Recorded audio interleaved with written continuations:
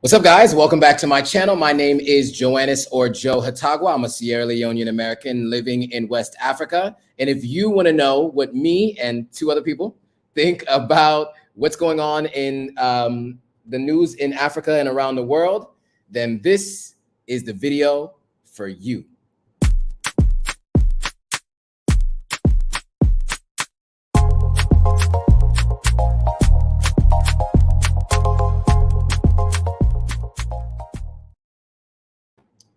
All right. So we are live on Instagram, Facebook, and on YouTube. And in a moment, I'm going to be joined by two very special guests.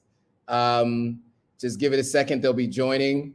If you are following on Instagram Live and you want to see what we're talking about, because we're going to pull up some stories, maybe share some video, then head over to the link that I just pinned, or I'm about to pin right now.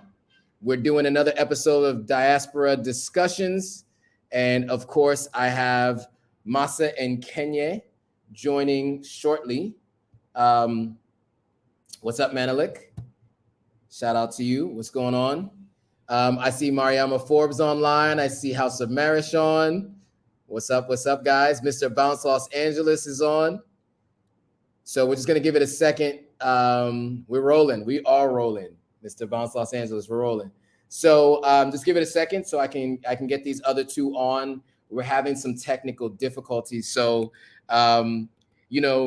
sometimes in West Africa, the Wi-Fi just doesn't work as well as you'd like it to, right? So we want to give a second for them to join. But I want to make sure you guys can hear me. So let me know if you guys can hear me. Give me a thumbs up. Instagram, give me a thumbs up on YouTube so I know you guys can hear me. So we're just checking. Okay, so we do have our special guests.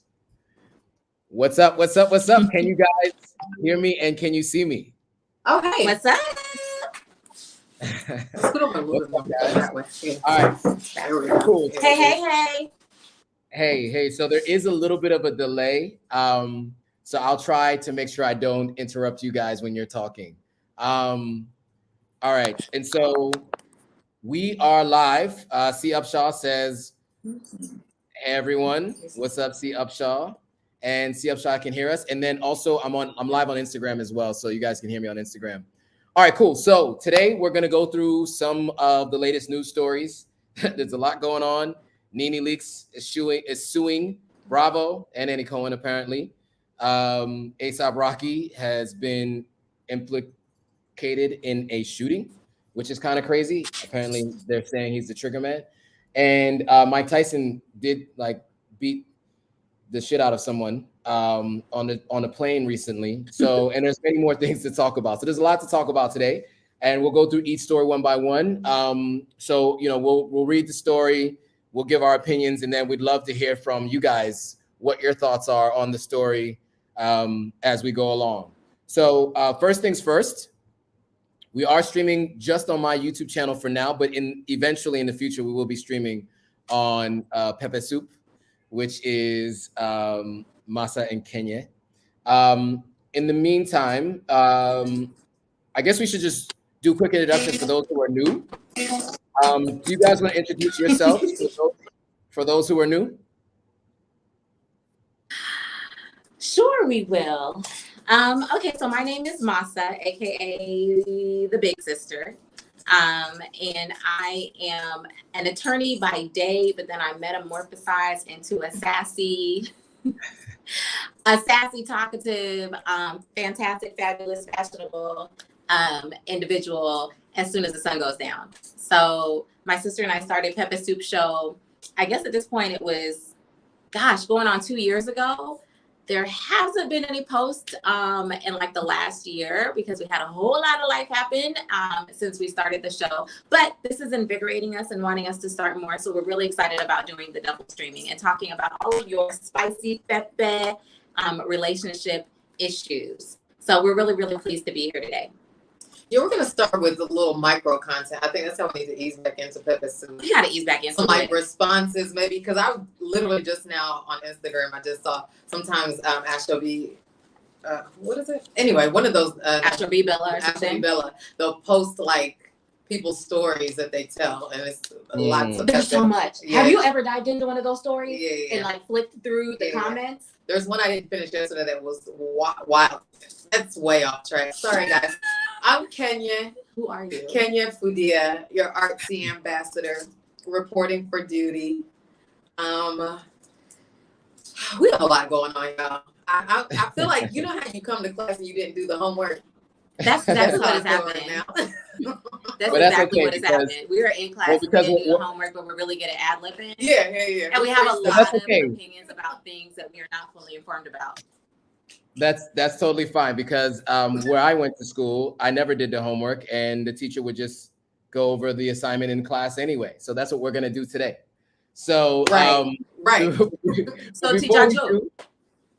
Yes, I am the teacher. So just raise your hand if you have anything you want to say. Mr. Bounce Los Angeles is saying hi to both of y'all from Instagram. I don't know if he's on YouTube Live, but he's saying hi. Oh yeah, look, I'm slipping. I know, Proctor, come on. And Royalty saying cheers. Royalty saying cheers, Royalty. What's up? All right, cool. So a little bit of housekeeping to get some things out of the way. Moonchild 891, shout out to you. Thanks for joining. All right, cool. So a couple things that we want to get into. First of all, ideally we'll be streaming on both platforms, as I mentioned before. As of right now, just because of logistical and technological challenges, we're only streaming on Authentic African. Mr. Bounce Los Angeles is always on both. Shout out to you. I like that he's always on both Instagram Live and YouTube Live. All right, cool. So MASAH, you and I are going to meet up in Sierra Leone this week, right? Which is exciting because it's going to be the first time we are both in Sierra Leone at the same time. And so do you want to talk a little bit about... I literally cannot wait. Yeah, me neither. Do you want to talk a little bit about what you're going to be doing in Sierra Leone? And we're going to be recording a bunch of it, so you guys will get a chance to see it. But yeah, talk about it.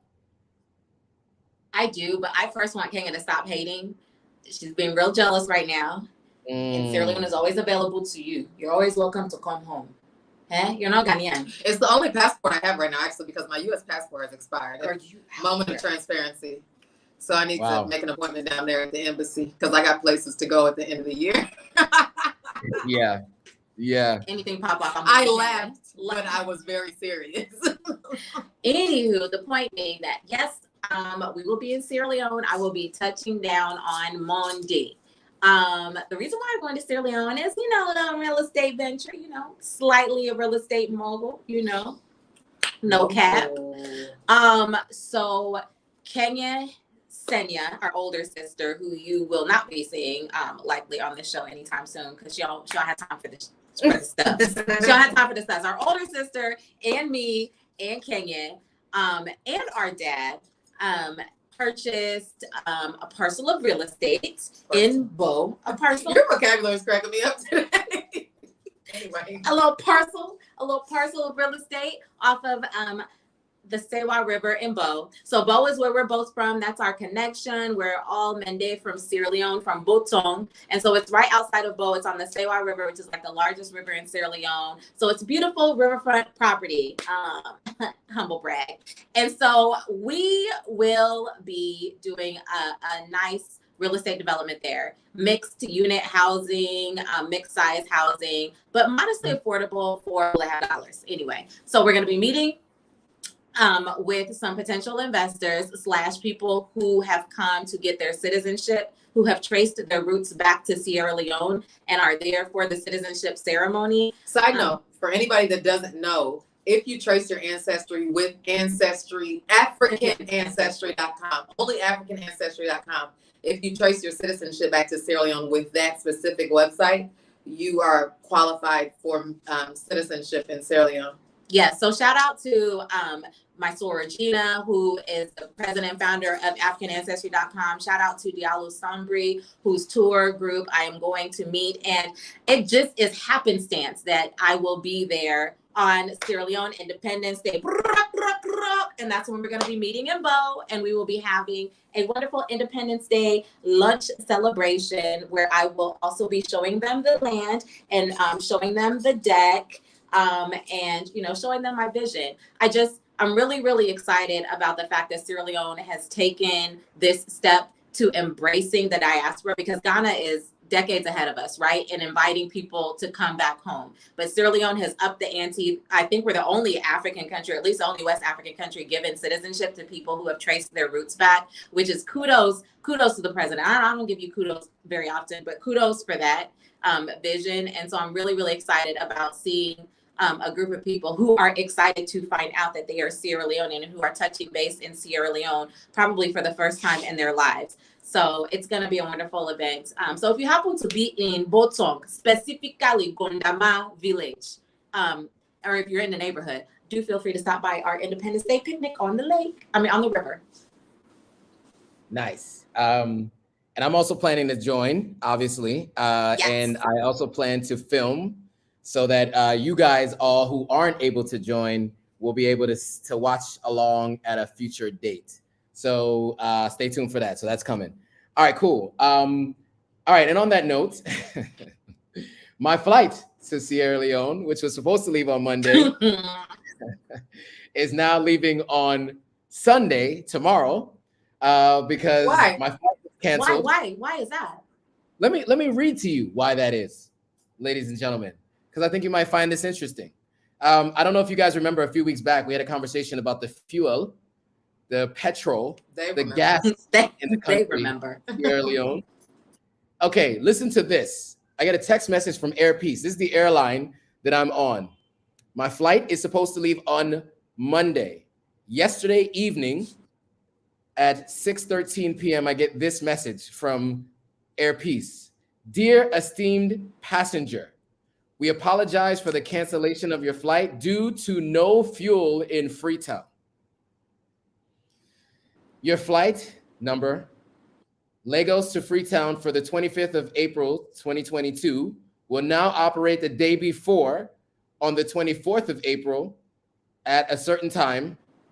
Air Peace remains absolutely focused on passenger safety as well as on-time departure. Have you guys ever gotten a text message that from your airline telling you they're moving your flight a day earlier because there's no fuel? That's the first time I've ever seen a text message like that in my life. I've never seen that manner of email. I've never even heard of that. Only in Sierra Leone. I can tell you for a factity fact, unequivocally, that I've never had a text message like that sent to me about any country. I have never heard of any country sending out or having an airline send out that kind of message. I am mortified. I am embarrassed. I am ashamed. I have secondary mortification for the president and his entire cabinet, and also that's his wife. What in the entire? Because what I know, let me explain my schedule to you and all the flights that I'm about to jump on. So I'm going to Sierra Leone on another flight. I haven't gotten that stupid text message that you got. So apparently my airline, I think is AWA. I think you're on Air Peace. AWA is going to make it today, regardless of what's happening with like the fuel situation in Freetown. So I'm going to be there on Monday. I'm there until Thursday. I fly back on an AWA flight on Thursday to Accra. We do our grand opening for a restaurant that we can get into later, but our grand opening for our Sierra Leonean restaurants in East Legon Hills, Accra, Ghana on Saturday. Saturday night, I leave on a Delta flight. None of these flights have told me these nonsensical talk that you're talking about. So I just hope and pray to God that I get in and out of Freetown with no issues. I pray to God that when I get to Freetown, there will be a fuel inside of the vehicle to take me from A to B, from A to Z. I just pray that when I get on the speedboat to take me from that island where you people have decided to put an airport and refuse to move it, it will take me from that island to the mainland so I can conduct my business and get back to Ghana. Because what in the entire are you even talking about right now? A whole entire sovereign nation with not enough fuel for an incoming flight to land and refuel and leave again? To land and refuel and leave. They just need enough fuel to leave your you know what? No, I've never seen that kind of a text message. No, that's the short answer to your question. The short answer? Right. No, but I feel you though. I mean, I saw that text message and it was just like shake my head. Only in Salon. This is us. But you know, this is our country. You know, you have to have patience. You have to have patience. And as you guys saw, the lights just went out here in Nigeria. It's another African man saying, have patience. Not for patience. You know, that's triggering for any African man to tell any African woman to have patience about anything. Okay, that's fair. But it's like, that's all you can do, because at this point, what is going on? But anyway, yeah, so I did want to mention that happens. Randomly, it happened. It's not a normal thing, but it happened because of the current climate that we're in. Real quickly before we start getting into the content, because I did want to just get that stuff out of the way. So actually, yeah. So a couple things. Mr. Bounce Los Angeles is watching from YouTube, and he's asking for your YouTube channels. Do you guys want to give it real quick for Mr. Bounce Los Angeles? Yes. So my YouTube channel is Legally MASAH. It's LEGALLY, Legally MASAH. MA, S as in Sam, AH. So the Pepper Soup Show streams on the Legally MASAH channel. Do not be shocked, alarmed, or judgmental about the fact that you will not see any recent content, because the content that is there is still giving. In fact, I watched a snippet of one of the episodes today, and I was literally laughing out loud at myself, at my own stupid situation. Hashtag the marriages, the not one, but two marriages that I have tried and failed at in my short 40 years on this earth. So anyway, those are the pages. They will be more active, like, you know, later on in this year after I get done bossing up on people on the whole continent of Africa now that I live here. But in the meantime, keep yourself entertained with the 4 or 5 episodes that were filmed like a year and a half ago. My YouTube page. Wait, pepper soup. Can we spell pepper soup real quick for the group? Oh, I'm sorry, pepper soup. It's spelled Pepe, P-E-P-P-H. P-E-P-P-H. Pepper soup. You eat it when you've been drinking. You eat it after a rowdy night. You also, when somebody is peppering you in the marriage, it means your marriage is on fire. There's a hotbed of fire, thunder fire inside of your marriage. That was the reason why we named it that. Pepe. It's like you love it, but it's killing you, burning you all down your throat. It's very hard to swallow. Mm-hmm. So that was my marriage. That's it. It's really tasty. It actually tastes real good. Is it going to also kill your taste buds? It's burning. It's damaged out of you. Damaged all your taste buds, but you love it so much, and you just keep on trying, and you do your best, and it's just now your intestines have just mangoes. But anyway, that's Pepe, and that was the state of both of our marriages, particularly the second one. So yes, that's the YouTube channel. That's it. We love your transparency over here. Yes, we do. Just out here keeping it real. Just keeping it real. My YouTube channel is Kenye Fudiyah, Kenye Fudiyah. I personally have not uploaded content in about 10 years. But that's going to change. So if you follow me on YouTube, first of all, it's going to motivate me to put up some content. Secondly, it's like you'll be ahead of the curve. Like everybody else is going to be getting here later, and you're going to be like, I was totally here before she had anything on here. So for whatever that's worth. And there it is. There you have it. All right, cool. So I put the Instagram pages on YouTube. In the YouTube and in the Instagram. Oh yeah, follow us on Instagram. Yeah, so I put them all there so you guys can follow. All right, so that was a couple of the questions and comments. Let me see if I'm missing anything else from YouTube Live. I like this Killmonger, but it's spelled differently. 1911. Shout out I've heard that name. Killmonger. Is it with the Q? Q, yeah. And then hey Q. So the Ghana plug says, "What's good, bro? What's up? What is up?" Okimute says, "Hi, what's up? What's up?" Red, gold, green. Hello from DC. Shout out to you from DC. And Salon Rasta says, "This is dope." Shout out to Salon Rasta. Salon Rasta, Wagwan. Yes, all of that. All right, cool. So let's get into these stories. I'm actually trying to multitask at the same time. So as I'm running the live, I also need to let everyone know on my personal Instagram page that we're live. So I'm doing that at the same time. So if you see me looking over here, it's because I'm running Instagram. There's a lot going on, but This isn't my first rodeo, so we're gonna do this. All right, cool. So let's get into the stories. Now that we got a few people on, there's a lot to talk about. This last week has been an interesting week, to say the very least. I guess we could start with the Real Housewives, right? Nene Leakes is suing Bravo and Andy Cohen over alleged failure to address racism. Yeah, so that's a thing. That's a thing that's happening right now. Not sure how aware you guys are about that, but yeah, that's happening. So I'm gonna share my screen, and then I'm just gonna read through the story so you guys can watch along as we go through it. Okay, great, thanks. Because this is the part that I didn't study for. We're sorry, Teacher Joe. When you're still Leone, you be like this. Teacher Joe. Please, Teacher Joe. Yes. So, former star of The Real Housewives of Atlanta, Nene Leakes, sued the companies behind the show on Wednesday, alleging that they fostered and tolerated a hostile and racist work environment.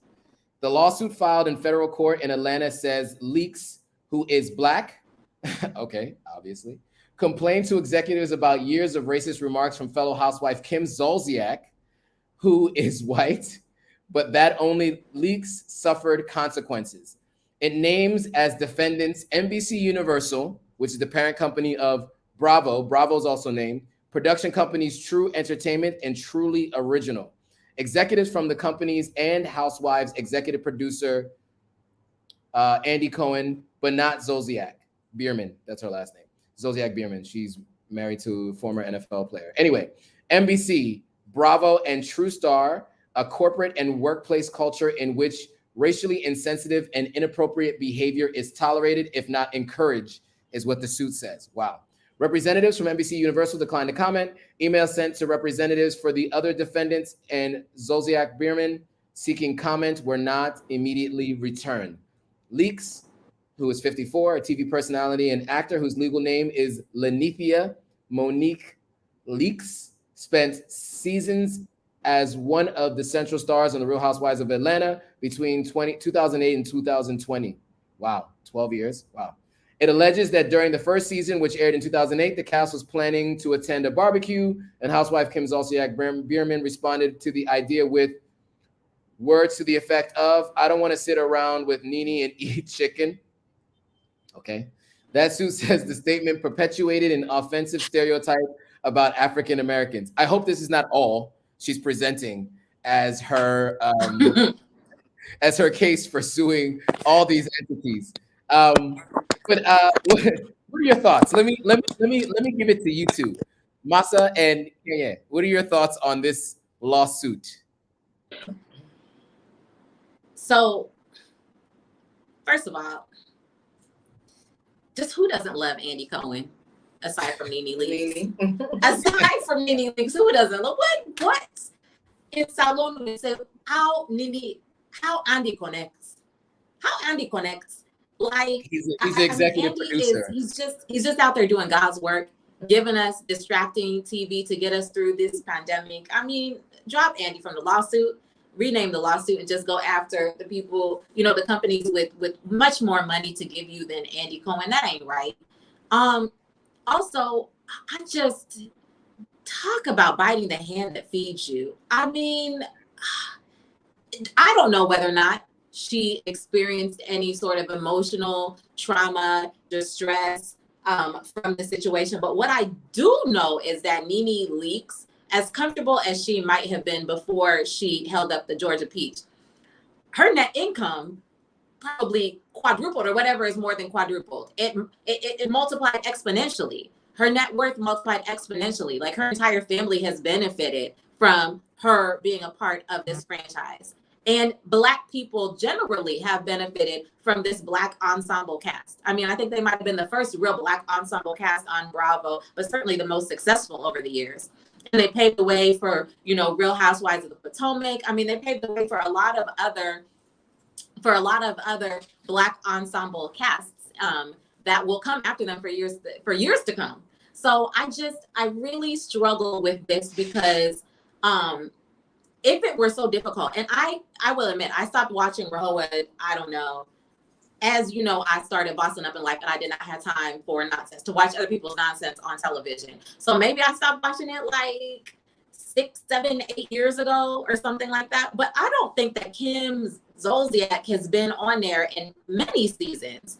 But I do know that Nene Leakes has been on there, has been associated with them in recent years. And so what I struggle the most with is getting your money, stacking your bank, growing your net worth, parlaying that into other business ventures. Kim may be possibly getting fired because of her beef with Nene, because Nene just continued obviously to be like the head chick in charge, right? As she continued to grow in popularity. And then turning around and suing the very people who will put you on, really, really put you on. Like, that's difficult for me. But what I do know is, I think she's suing them for like $100 million. They're probably going to settle. They got it. She's made enough money for them over the years. Like, they're probably going to settle. They're not going to end up in a trial where she's going to be airing all the dirty laundry. So we may not ever hear all of what Kim said. We may not hear all of the allegations against Andy. God forbid she has genuine, bona fide allegations against Andy, and that were to come out like in a deposition, and that were to come out like on the stand. Bravo has to sit back, and NBC has to sit back and consider all of that. Like, Nene's already left the show. Do we want Andy to go down in flames when Andy is our golden boy? He's sort of our mascot for this franchise. So I do think they're going to settle. I think she's going to get more coins out of them. I do wish her all the best in her life. I just don't know. I mean, you guys were all on there acting a whole hot mess. Like, and that's my mess. Because the show, I don't know how to say this, but let me try. The show is based on, first of all, the Real Housewives of Atlanta is the Black Housewives show, right? So they already feed into this narrative of like ethnic, urban, girl, all these words, right? They feed into it. I mean, the behavior that they exhibit on these shows on a regular basis is not necessarily beneficial for the race or for the culture to like push us forward. Let's be honest. So you already signed up to participate in a show that doesn't necessarily exhibit Black women in the best light, and then you use that, like MASAH said, to earn God knows how much money, and then when you part ways, because I feel like with the Nene, it was kind of like a Will Smith and the Oscar situation, where it's like he didn't know if he was about to get kicked out, so he resigned. I feel like, if I remember correctly, because I wasn't paying that close of attention, that's kind of how Nene parted ways. And it was like they didn't know if she was coming back, and it was this big thing, and then she finally announced that she wasn't coming back, and whatever. So it's like, okay, then you guys parted ways for whatever reason, and now you're turning around to sue them after you basically just participated in this clown show. I mean, it's clownery. It's clownery. It's very, very, very well compensated clownery. And so, again, big ups to you for securing your bag over the span of what, like a decade, more, 15 years, something very, very, very, very long. But to wait at this point and to talk about some darn Kim Zolciak, Kim from season how much? Kim, who we haven't even seen or had from her in how many years? But Nene, you have continued to be on this show, continue to clown and clown other people. Like, if we're suing people, Nene, what I do know about the show is, although you went up in net worth and you went up in popularity because you sort of turned into the anchor of the show, what I do know is the seasons that I did watch, you were out there clowning chicks. You were out there causing all kinds of emotional distress, all kinds of libel, all kinds of slander, slanderous language came out of your life. I mean, she's entertaining as heck. I love watching Nene, but Nene emotionally distressed. She emotionally distressed many a housewife or wannabe housewife on the show. So the unmitigated gall of you to go and be calling Kim, Nene, if it's a game of who won, girl, you won. We ain't seen or heard from Kim. How many years? You already won at the game of life. But to walk out, take your ball, and go home, and then come back and like kick the game so nobody else can play the game, girl, Nene. Anyway, she's gonna get some money.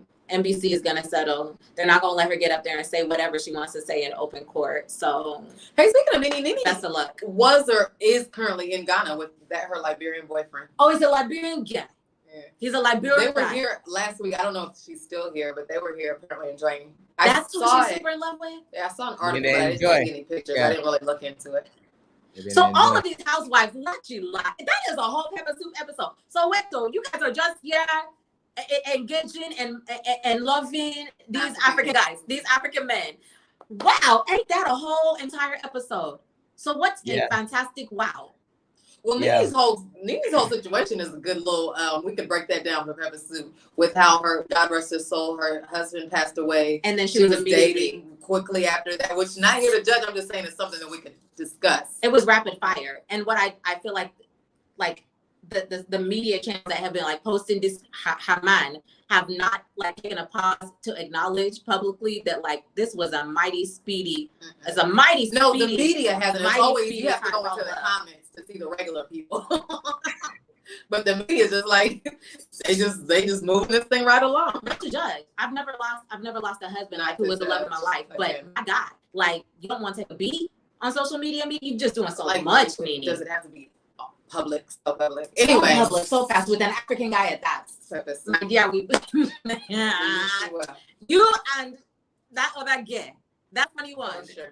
Who's rolling up on popping up in Lagos. You're popping up in Lagos to the surprise Bay in Lagos. You're popping up at Bay's personal hotel to surprise him in Lagos. We wish you the very best. Do we wish? We wish them the best. Why would we not wish them the best? We wish you the best. For sure. Every time you show up unexpected, I hope that he's doing exactly what you're expecting. You. There it is. You. There it is. The day you show up unannounced in Abuja. The day you show up unannounced in his village and his actual wife with his actual kids are there waiting for you. You don't know that man has Okay. Anyway, we wish you the best. You and Nene. So it's a Liberian guy. Yeah, he's a Liberian. I think a fashion designer. You guys, I really appreciate you for this. I can't wait. We have to start Pepper Soup because I have to anticipatorily begin to be making episodes for you and this transatlantic love. I love this thing very much. For you people. Yes. You think that because we're here, we're seeing African men. We have been African all our lives. You think we've just left them and started dating Qs and alphas for no reason? And if we just started dating Black Americans because African men are giving what they are supposed to have given, aside from okay. Okay. I wish you the best. The way I wish the best for you people. Anyway, we're sitting here waiting for you. You have to open invitation to Pepper Soup when they start blandly peppering you. I wish her the best. Yeah. And I'm looking forward to being on that show on Pepper Soup so we can all talk about so many different things. Oh, yeah, because we got to get into you don't talk enough about your relationships over here at Authentic African. Talk so much about your relationships personally, one-to-one with us. Every day it's a new, like, actually, the guy. Oh my him. So yeah, we have to talk relax. About all these things. Relax. We'll talk about it on Pepper Soup. So moving right along. A couple things. Brown Coat Blue says, "Hey fam, what's up, Brown Coat Blue?" Hey. Brown Coat Blue also says, "I've always said these silly housewife shows are just modern day minstrel shows. What are minstrel?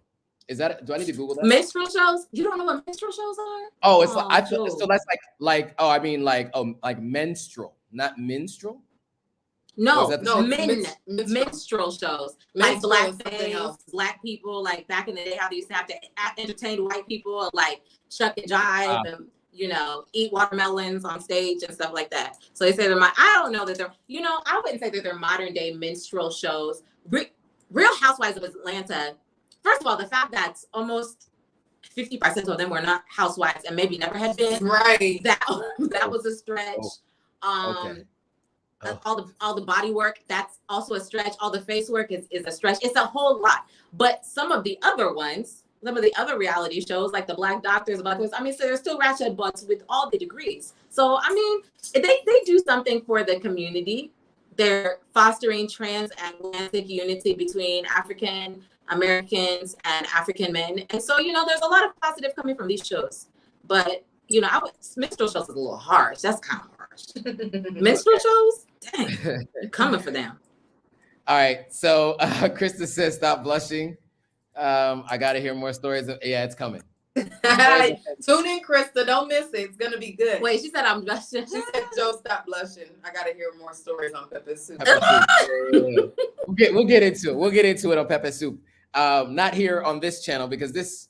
I mean, we talked about some things, right? I did do a whole live last Monday about a breakup, so it happened. You sure did.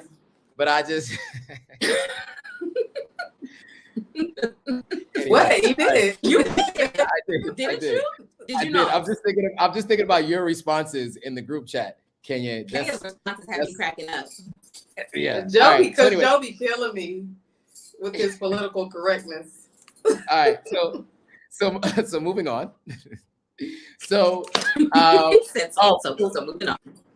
So actually, Manelek did say one thing. Andy should give Nene her own show since he did it for Portia and Candy. I think what happens in these instances is that negotiations fall through. Nene can more than have a show on Bravo. They'd more than honestly, I think that's what it was. Of course. Yeah, it comes down to the finances of what she's asking for and what they're willing to do. I don't know, like if what she was probably asking for is fair. I don't know because she has been the center of that show for so long, and Bravo's more than happy to do spinoffs, and they make an exorbitant amount of money from these shows. But I don't know what she was asking for. I have no idea. So it depends on what she was asking for and whether or not they're willing to do it. But I'm sure they would be willing to give her a show. I don't think that's an issue at all. Okay, Bronco Blue says maybe a tad bit harsh, but image is everything in America, and these people at the end of the day were taking a lot of money to mostly make Black people look bad. But even and just to add to what MASAH was saying earlier, this is one of a few shows, and the thing is that all these housewife shows, all of them look bad, right? Like if you watch all of them, they're all have issues, right? So, and most of them are predominantly white. So I think the challenge that we have is that there's less of us on TV. And so people are always hypercritical of how we show up on TV. And I get that. I do get that. But at the end of the day, you know, there are many options to see us in different forms, in different light. And as MASAH mentioned, there's the show about the doctors or whatever. And even other stations have other stuff like WeTV and others. So it's there. If you want to see reality TV, you go to OWN. You want to see reality TV with people who are actually representing us in a way that we want to be represented. I think you can find it. But yeah, I mean, look, Housewives is just following the same format as all the other, because there was, I think, 2 before it, right? There definitely was Orange County before Atlanta. I don't know which other ones were before Atlanta, but there were others, and it was the same format. You know, I think New Jersey, maybe New York might have been before Atlanta. I'm not really sure, but if you take one central figure, you have like these peripheral figures who may or may not know them too well. They pull them all together and get them liquored up, and they start arguing, right? And then the production team has the 2 people talk about the thing that they may not ever seen or heard, and they get to arguing. It's the format is the same across the board.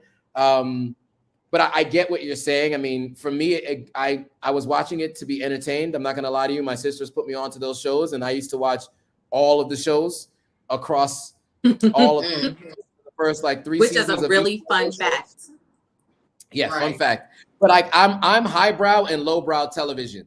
Like I will watch a documentary about Silicon Valley. I will watch a 2-hour movie about Mansa Musa and his father his father sailing west to the Americas, all of that. But I also at one point used to watch The Housewives. I'm too busy now to watch those kinds of shows. And also I gave up on it before I was too busy for it. But yeah, anyway, yes. Fun fact. I did watch those shows. But like all of those shows. I'm the same way. It's good to have a balance. Yeah. You guys, we're having technical difficulties over here. We are. Don't mind us.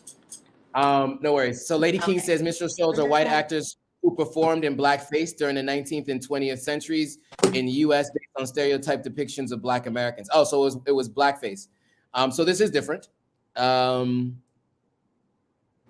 then Brown Coat Blue does say when things are limited, when there's limited representation, things are amplified. That is true. I get that. But yeah, all right. So let's jump on to the next story because we're already 40 minutes in. I can't believe it, and we've only talked about one of the many major stories that we wanted to go through. So let's jump into the next one. So this one is interesting. So as you guys know, A$AP Rocky, you may or may not know who this is. He's a rapper from Harlem, part of what they called the A$AP mob. The guy who helped start this was an intern and worked for Dipset or Diplomat Records, which was Cameron, Jim Jones, Joel Santana, etc. in the early aughts, or the 2004 to 2012 timeframe when they had that run. And A$AP Yams was the guy who kind of started this A$AP mob, and it's fashion and it's rap and it's all these different things together. It was a different kind of rap group or hip hop group because it wasn't just rap; it was all encompassing. They were directors of videos, producers. They had fashion lines, all kinds of different things. A$AP was the first and most well-known artist from the group. He is obviously dating Rihanna. He got Rihanna pregnant. He was in Barbados on vacation with Rihanna. And upon arrival, here's what happened. I don't even hear it. Can you guys hear it? Oh, there's no sound. Let's do this. Let's try this again. Sorry, guys. Is it even working? Is this even like a real thing? Does this thing even work? All right, so never mind. This isn't working, so I'm just going to read it. So Rakim Mayers, by the way, fun fact, his name is Rakim based on the rapper Rakim from the 80s, just so you know. Anyway, better known as A$AP Rocky, was arrested Wednesday at Los Angeles International Airport in connection with a shooting in November, according to Los Angeles Police Department. Mayers was arriving on a private plane from Barbados, where he had been on vacation with his girlfriend, the singer Rihanna. According to multiple law enforcement sources familiar with the matter, Rihanna was with Mayers when he was arrested, and a search warrant has been executed at Mayers' residence in Los Angeles. Mayers' attorney, Alan Jackson, confirmed that his client had been arrested. Mayers was booked into jail at 12:42 p.m., and bail was set at $550,000, according to the LA County Sheriff's Department booking report. He was released less than 3 hours later after posting bond, the records show, and has a court date set for August 17th. Mayers is the suspect in a November 6th shooting near Vista Del Mar and Selma Avenue around 10:20 p.m., according to LAPD. So, yeah, he's a suspect in a shooting, guys. I don't even know how to even wrap my head around that. Because when you're A$AP, you have other people who shoot for you. You have security.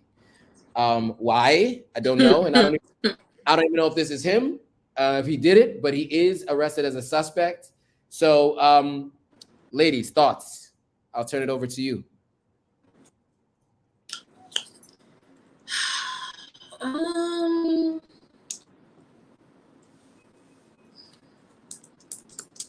You don't have thoughts because you did not study the assignment. I actually genuinely don't care. Like, I'm gonna be honest. I don't. So I'm trying to figure out a way, like an angle. More notes, real quick, just so you guys know. No, it's not about the notes. It's not about. No, it's really not about. It's literally just about. Well, I have more details there, in case it adds any. Okay. Any detail. So he grazed the person. He didn't hit the person, or the person who was shot was grazed by a bullet. They weren't shot dead on. So they were grazed by their hand was grazed. So I think the charge is attempted murder, if I'm not, or assault, definitely assault with a deadly weapon. I think there's another charge of attempted murder, if I'm not mistaken. But the person was grazed. So I don't know if that gives any other insight, but just so you know, that's the other details I recently The person was grazed, but the allegation is that he shot at the person 3 to 4 times. So the fact that the person did not die is because he's a lousy shot. Yeah. And so, yes, when you are A$AP Rocky, soon to be baby daddy to a billionaire with a B, my dude, You don't shoot your own guns, especially when you but don't know how to shoot. So the person didn't die, but it wasn't for lack of trying. I would say that the only reason why I give a flying darn about the situation is because of Rihanna. And Sonda fire you for robbing the world of Rihanna's baby shower. God will deal with you for that, because we were ready. You were ready for Rihanna's Riri's baby shower. You the one that robbed us of getting those photographs and getting those images on social media. Why would you ever? It's just so disgraceful. I mean, and then when you think about who Rihanna is, good thing for her is that she is a billionaire with a B in her own right, and she has her own amazing company. So she's not necessarily reliant upon endorsement deals from other companies, but she still is a brand. She's a business, man. Like, get your life together, which is why I've never really been into them. I've tried, and I think that's another thing for me. I just have never, into them as a couple. My so like, has never. If it's really like a situation like, if you like it, I love it, sis. But I don't like follow them or pay attention to them. It's just like, I don't like it or love it. You like it? I don't like it or love it. But Riri has a history of, picking rough men. So she, she grew up in a kind of a rough situation. She likes rough necks. The only thing that kind of interested me about this story was like, because I'm like a baby conspiracy theorist, not a full fledged. I like to say like a baby, but just like a little bit. Like, I'll listen to your conspiracy theory and I'll be like, kind of makes sense. So let's hear the So anyway, there's been, I guess, recent allegations that ASAP had like cheated on Rihanna, right? With an assistant, and then they disappeared to Barbados, and then he gets back and like gets arrested at the airport. So there's this channel on YouTube that has like this theory that Rihanna like set him up, which would be a boss to get arrested on some like, you playing with me? Take this trip real quick. Let me go tell the police that thing that I knew about. Then as soon as he landed back in the U.S., they hemmed him up. So that, honestly, literally, that was the only thing that was kind of interesting to me about it. Like, my girl. Honestly, for me, okay, the only thing that I care about when it comes to this story is Rihanna, because she is a credit to the race, right? Regardless, I don't know what's going on with Hoa and how you guys feel about Real Housewives of Atlanta, but Rihanna is a credit to the race. She is an amazing example of grit, determination, entrepreneurship, and just like walking in your path. And it sucks. It sucks so bad to be on a rising star. Not that I've ever been on a star that's risen as high as a billionaire, but like to be a rising star and to have Negroes pull you down, like constantly pull you down. Like, why should Rihanna? How dare you? Which, look at the kind of face that you have to be, the audacity. But then again, it's like, cheating on Rihanna. Like, you did this, and then like Rihanna had to cancel the baby shower. What if Rihanna did all this on purpose? Like, I'm not gonna have this baby shower, and then I'm gonna blame that on you too. Oh, dang it. But you're a baby conspiracy theorist, and also the biggest Rihanna fan. I am just a little baby. I'm a huge Rihanna fan. It's when she hooked up with ASAP Rocky that I stopped paying that much attention. Because it's like, you have a good friend and they start dating a certain dude, and then you're kind of like, okay, there's a distance between y'all. You be like, all right, girl. Like, I'll let me when you're done with that. Yeah. Because what I want for Rihanna now that she is a billionaire, what I want for Rihanna is for her to pull an Eve on us. Not necessarily with the white man, although get it how you live. What do I care? Let love win. But I want you to level up. Her situation. I want you to level up. It's all cute and well that you want to continue to date these roughnecks. I'm sure it's fun, it's exciting, it's whatever. But Riri, like, you're in a different level, and not everybody is meant to go to the next level with you. And some people will knock you off your square if you insist on taking them with you. So whether he did or he didn't do it, I don't like this guy. I don't like him. Riri, if you're asking me and Kenye, we don't like him for you. We have so many African guys. If you want somebody to give you wahala and stress, many African guys that are equal to your level and status in life. Will they be faithful to you? I don't know, but at least they'll treat you well in public. You show up places matching Ashobi. So consider maybe start dating in other pools. Okay. So I got some thoughts, a couple things. Well, let me just run through what some people were saying. Actually, let me give my thoughts and then get to what everyone said. So a couple things. There's a couple things you guys mentioned. Rihanna has dated across the spectrum. I am a person that I don't even know why it always happens, but I happen to know everything that's going on in music culture. She dated Lewis Hamilton, Formula One racer, I think, whatever, drives fast cars. She's also dated one of those baseball players for the Dodgers back in the day. She also dated, apparently, what's this guy's name? Leonardo DiCaprio at some point. So I know that she's dated across the spectrum. So it's not always these kinds of guys. But I will say, I saw a thing that she did for GQ, where she was talking about Fenty, and it was her and A$AP Rocky interviewing each other. And it was like about a year and a half ago or a year ago. And you could see there was like some chemistry there. You know, I could definitely see it. And I, you know, they've known each other for a really long time, a really, really long time. And he was a model for Fenty. So I guess they got a chance to get to know each other a little bit more. And I guess it led to this. Now, with all that being said, I also don't necessarily usually care who people date. I just know who they date because of the content that I consume. But I think the important thing for A$AP is anybody who is in his position or any position like his is supposed to have security that's licensed to carry, and security should be handling that business for you. Especially when you have a child on the way and you need to protect yourself and you need to keep yourself out of harm's way or jail, right? Like it makes no sense to me that even if it wasn't him and it was somebody else he knows, and it wasn't someone who was like his security, it's all bad, because nobody he should be around should be carrying unless they're licensed to carry, and they're going to be able to use self-defense as an excuse. Otherwise, security needs to be the person that needs to be carrying any kind of firearms, no matter where you are. I mean, A$AP should know better.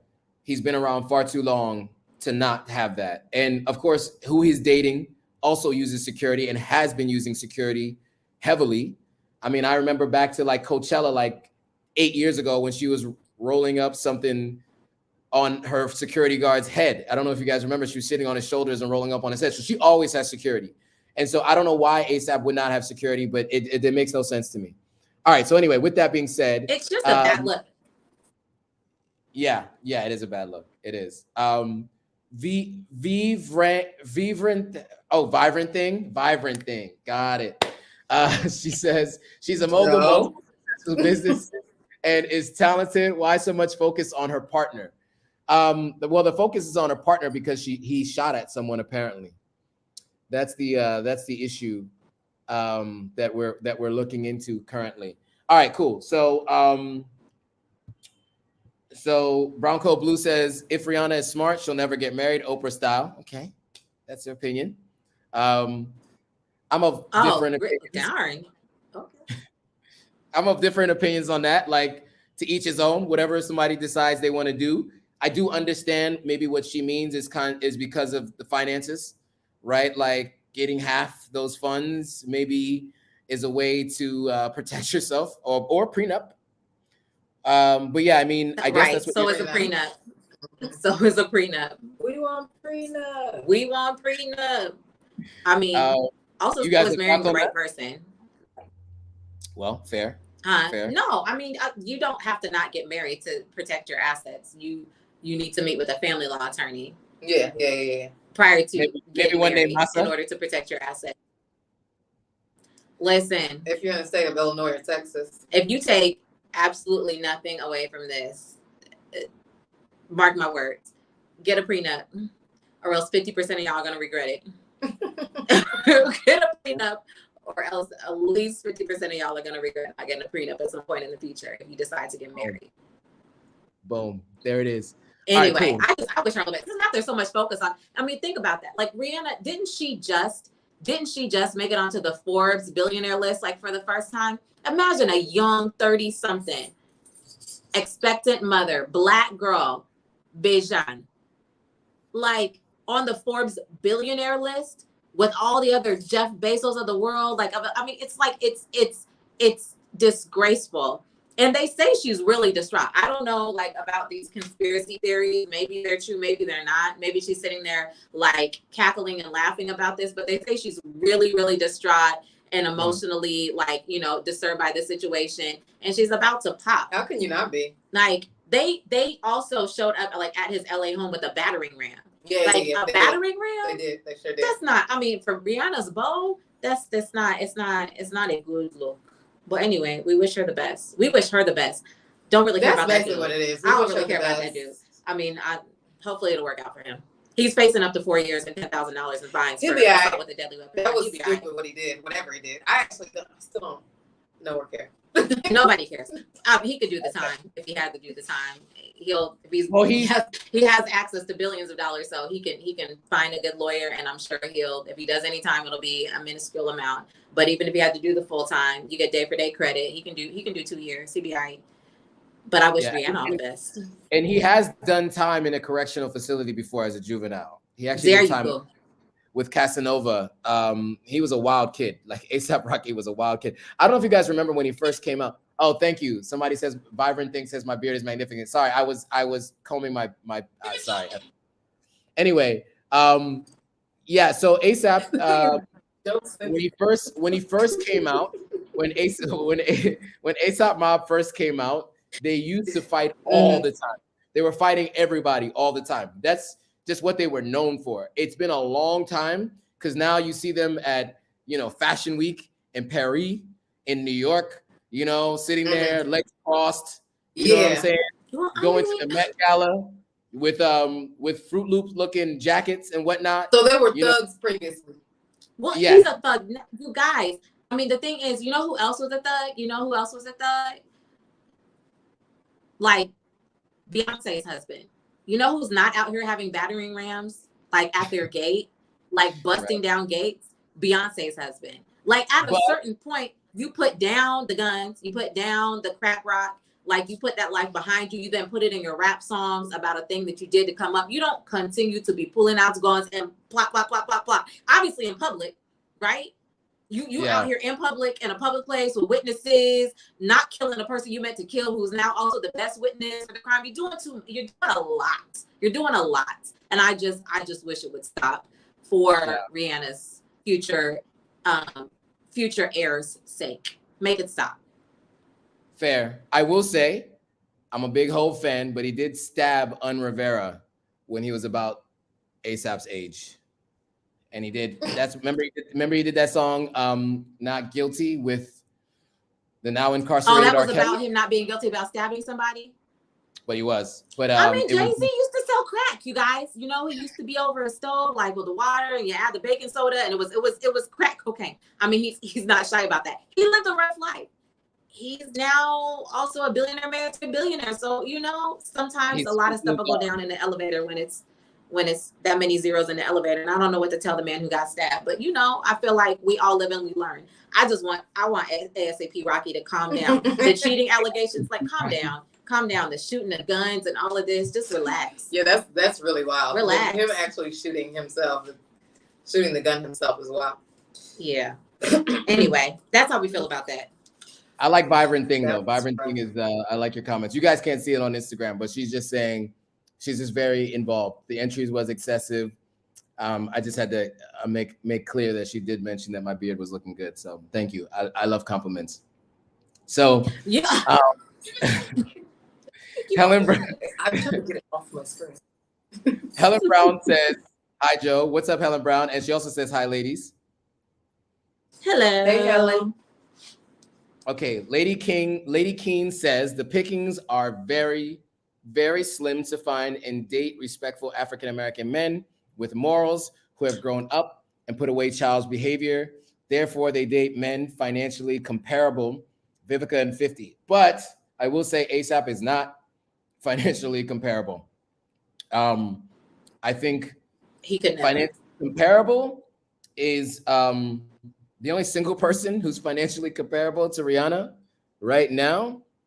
Jeff Bezos. I think Bob Johnson. Bob Johnson is single again, if I'm not mistaken. The guy who started BET. He's a little older. I don't know. Is Dan Goatee? Is he single? Is he's probably married?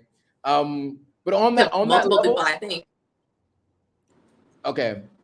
So then never mind. Forget him. Portia boyfriend or Portia fiance. If Portia's to be believed, he's on Rihanna's level. You know, does she say he's a billionaire?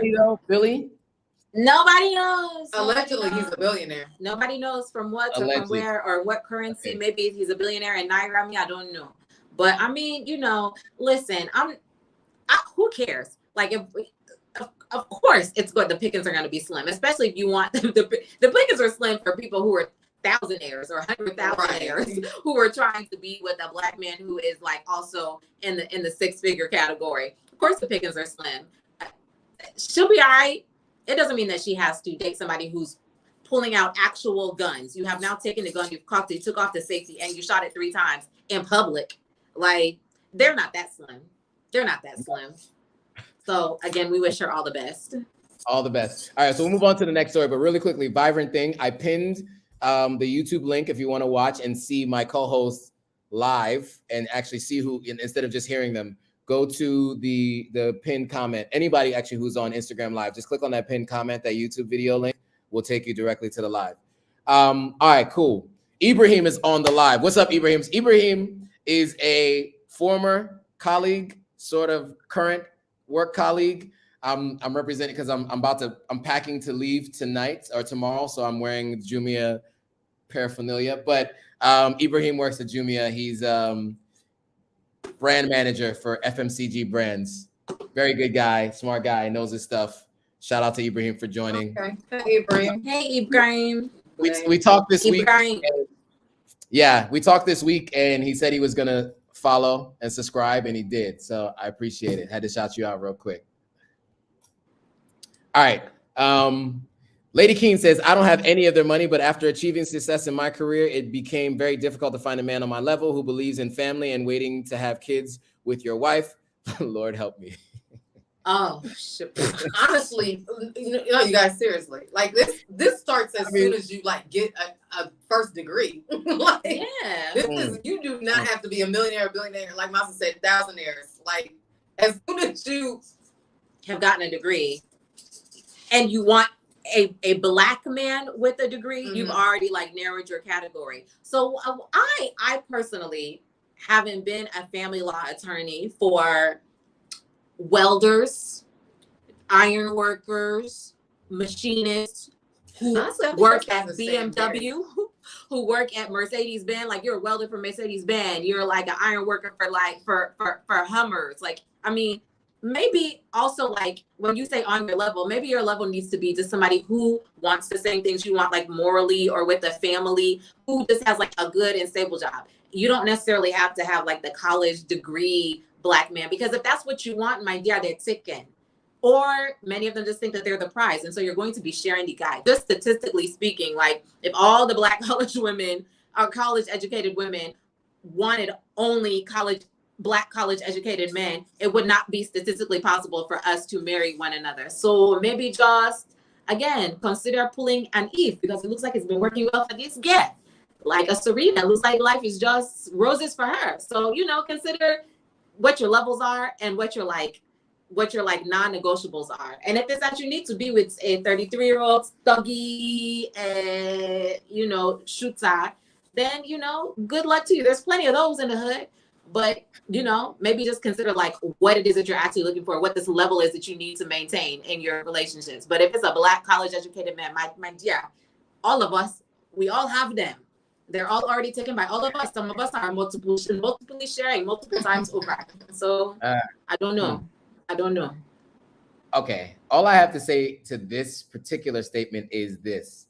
If you want to catch a whale, you need to be in the ocean where the whales are, right? So I think a big challenge for many people is finding people who are on the same page as them, but you are only going to find those people in the places where you aspire to be, right? So for me, right, I have always, at this point in time in my life, I can't have someone who is an alcoholic. So I'm not expecting to find somebody at a club getting lit, right? Because that's not gonna be helpful for what I'm looking for, right? I'll just use that as an example. But where I might find them is on the continent here, because in certain places on the continent and through other people. Like, so one way to meet people is to meet people through other people you respect, right? So like, I always made it a point to be friendly and friends with people who I felt like were on the same wavelength as me. And I've always been introduced to amazing people through those people. And so that'd be my recommendation for you. I'm not a dating coach, but that would be what I would say if that's what you're looking for. Rant done. Okay. Shall we move on to the next story? Or does anybody have anything else to say? Okay. All right. Mike Tyson. So as many of you may be aware, may not be aware, Mike Tyson was on a flight, a commercial flight, and sitting in first class, and there was an incident in first class. Let me see if I can play this video for you all. Let's see if it works. Let's see.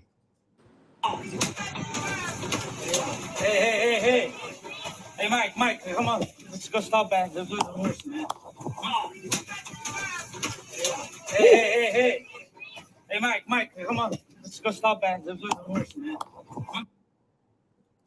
So they slowed it down for us. TMZ likes to do a slowdown.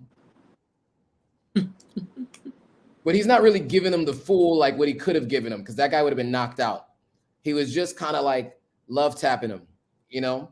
Because I don't know if you guys know about Mike Tyson, but he was known for knocking people out in 30 seconds. And he still can, if you ever seen him hit a punching bag. Okay, so let me read the story really quickly.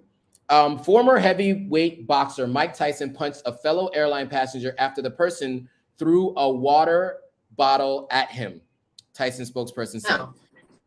Yeah, video taken on the plane shows Tyson leaning over his seat as he lands repeated punches and unidentified man. Yeah, there's some challenges. Okay, come on, BBC. I have a hard time reading, and you gotta write in proper English. I already have a hard time reading, and when you don't, Right. But a spokesperson for the Boxing Hall of Fame confirmed Tyson had an incident with an aggressive passenger who was harassing him. Police were dispatched and temporarily detained 2 individuals. One person was treated at San Francisco International Airport for non-life-threatening injuries. That subject provided minimal details of the incident and refused to cooperate further with the police investigation, a spokeswoman for the San Francisco Police Department said in a statement.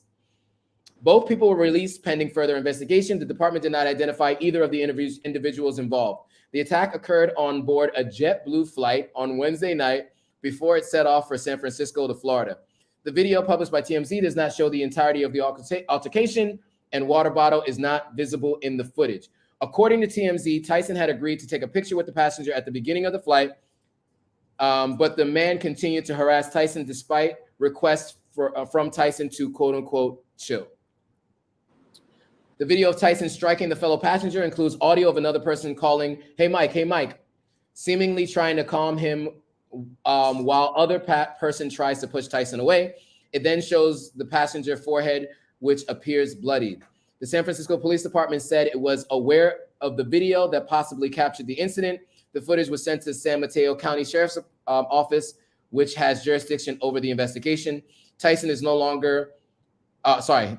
stranger to violence inside or outside the ring. In 1992, wow, okay. In 1992, he was convicted of grape, I'll say. 2022. And served 3 years in prison. In 1997, he was disqualified from a fight after biting a part of his opponent's ear. That's Evander Holyfield, if you're not familiar. And in 98, he pled no contest to misdemeanor assault following a car accident in Maryland. Since February 2021, more than 7,000 unruly passenger incidents have been reported in the U.S., though 70% of them involved masking rules, according to, okay, thank you for that, BBC, just giving us extra facts not necessary. Okay, so one thing that I understand, and I don't know who reported this, but there's a couple things. One, I saw another video, which I can't seem to find right now, where the friend of the passenger was recording earlier, and the guy was leaning over in the same way that you see Tyson leaning over the back of his chair, punching the dude. The guy's leaning over Tyson's chair, like pointing at him and talking to him and doing all this crazy stuff. The guy was heavily intoxicated. Tyson apparently gave the guy magic mushrooms. I'm going to leave it at that because I do know sometimes my nephew watches these lives. Apparently that didn't help to calm the guy down, but he thought that might calm the guy down. But the guy continued. It's alleged that the guy threw a water bottle, also was yelling obscenities at Mike Tyson. And so I think that's the story as I understand it to be. So you two, thoughts before I give my thoughts on the situation? I think it's just a classic case of somebody just getting what was coming to them, literally. Who antagonizes Mike Tyson? Absolutely no one. What did you think the end result was going to be? That you maybe he thought because he was a white man, regardless of Mike's like heavyweight title championships, he thought maybe you're a black man and I'm a white man, so I get to like play in your face. But this is Mike Tyson we're talking about. So you got a couple the bams across the face, and that's what you get. That's really just how I feel about it. That's what you get. Yeah, that that in reading this article, it sounded just like that scene in Kevin Hart's like little short series that came out. What is it, like True Story or something? Oh yeah, I didn't. Yo, I never finished that. Yeah, series. I think it's True Story. I apologize for ruining it. It's actually a very good like little show. Do you have to ruin it? I'm not ruining it. I'm just that's not ruining it. That's the opening scene. It doesn't. You said I apologize for ruining it. I'm sorry, I apologize for ruining the title. I apologize for ruining the name because it's actually a very good like little show on Netflix if you have some time. So anyway, that's the opening scene. Like he's sitting on a plane, minding his own successful black man business, and this white man is just antagonizing him because he's playing the part of a famous comedian. And so in watching that, I literally had some empathy for Kevin. I was just like, you know what? I bet this is a true story. I bet this happens to him all the time, especially with like very entitled white people who think that because he is a comedian, he's a coon. Like think that he's a clown or he's a little toy to play with. I just don't. I mean, clearly the man was intoxicated, and maybe that was more than alcohol because I don't know how many beers you would have to look at Mike Tyson. To play in Mike Tyson's personal space. You're he was actually literally physically leaned over playing in Mike Tyson's face. Now, why would you do that, sir? I mean, you're lucky that you were like wheeled off of that plane alive. Right. I would remind everybody that in addition to like what Joe just said, Mike Tyson was also married very, very briefly to Robin Givens, who was a big deal back in the 1980s. I don't even know if Uncle Joe was even alive at that time. But like, she was a very big deal. She was the it girl. She married Mike Tyson, much how we have like this chagrin and concern for Rihanna. Like that we were all feeling that way for like Robin Givens. And then like a few months into the marriage, she gives an interview to Barbara Walters. So a big deal, right? It was a 2020 interview to Barbara Walters.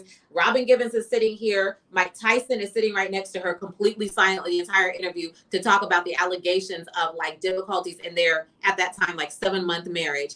And Robin said, being married to the then heavyweight champion of the world who was sitting next to her stone silent on a 2020 interview, said it was torture, pure hell, worse than anything I could possibly imagine. And apparently, although Mike sat there stunned, apparently he didn't really know that Robin was gonna like give up the goods.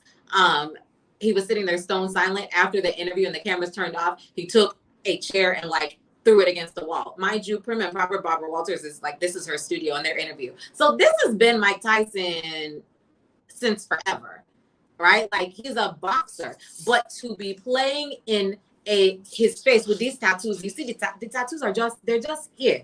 You see the muscles. Like this man got what he had coming to him, and thankfully Mike Tyson like just didn't go all the way in on him, like forget who he was and forget like where he was. Is it going to cost him? Of course it is.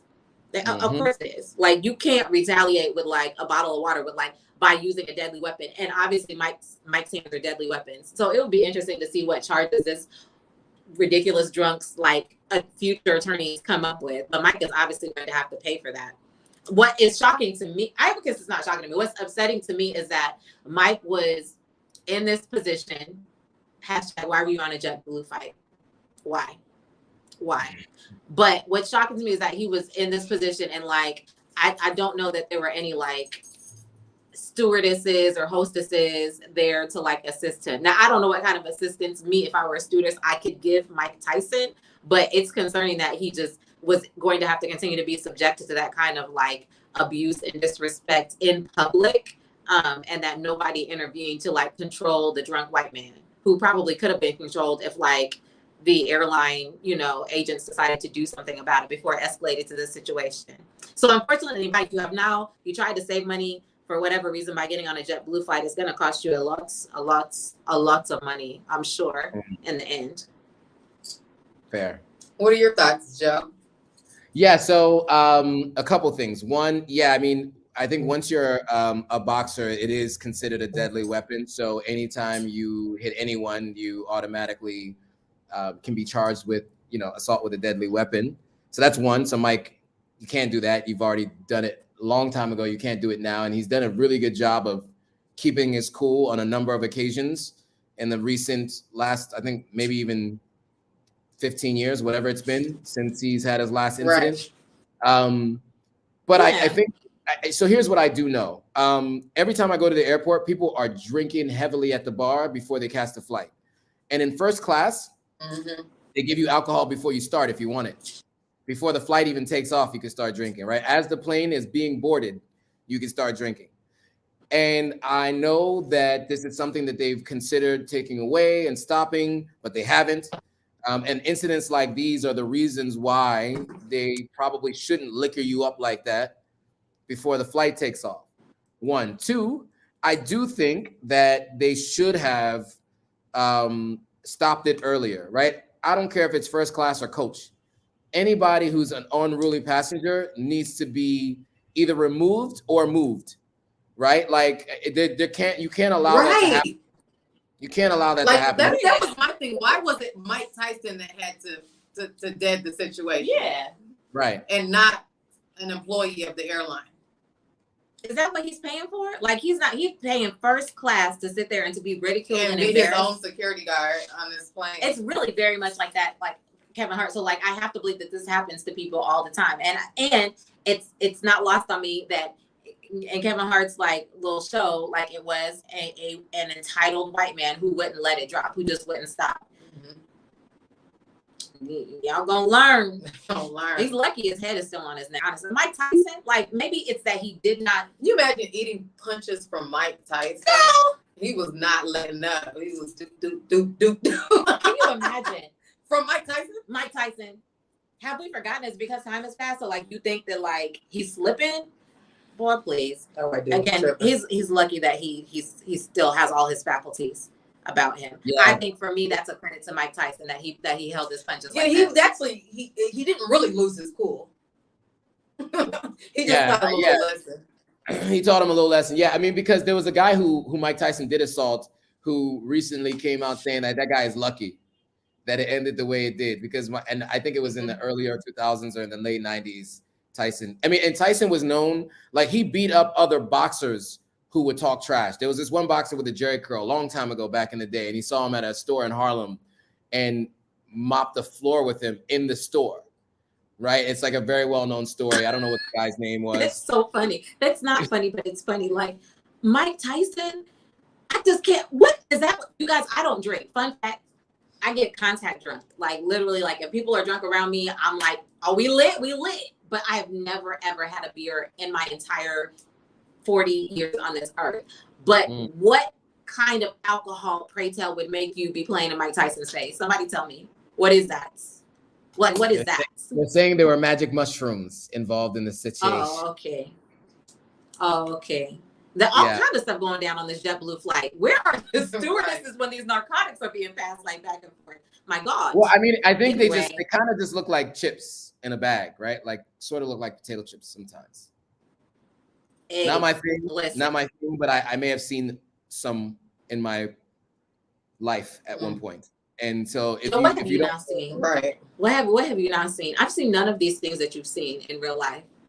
Like, anyway. You know, I lived in New York and in Los Angeles and went to college in New York, and I've known and seen a lot of different things. But anyway, yeah, I mean, apparently he got on the plane with them. I don't know if it's true or not. This is what the story is saying, or some people are saying, those close to the matter. But it you know, apparently they were in a Ziploc bag. It just looks like somebody put chips in there. You know, some people put like goldfish in a Ziploc bag when they're going on road trips with their kids. You know, it's like you put a little couple shrooms in the Ziploc bag and gave them out to this guy to calm him down. Didn't work. The guy started hallucinating, I guess, and here we are. Are we still flying with narcotics in suitcases and bags? Hashtag free Britney. I'm everything about the situation. Like Mike Tyson, another person. I want your life to get better and stay better. Like I don't want you to be in headlines. I mean, 1988 to 2022. Why are you still making headlines for shenanigans? Not that I say that I blame him. I'm not blaming him because, quite frankly, I think he was the victim of an entitled white man trying to humiliate him. So I'm not saying that I blame him. But Mike, you've been around.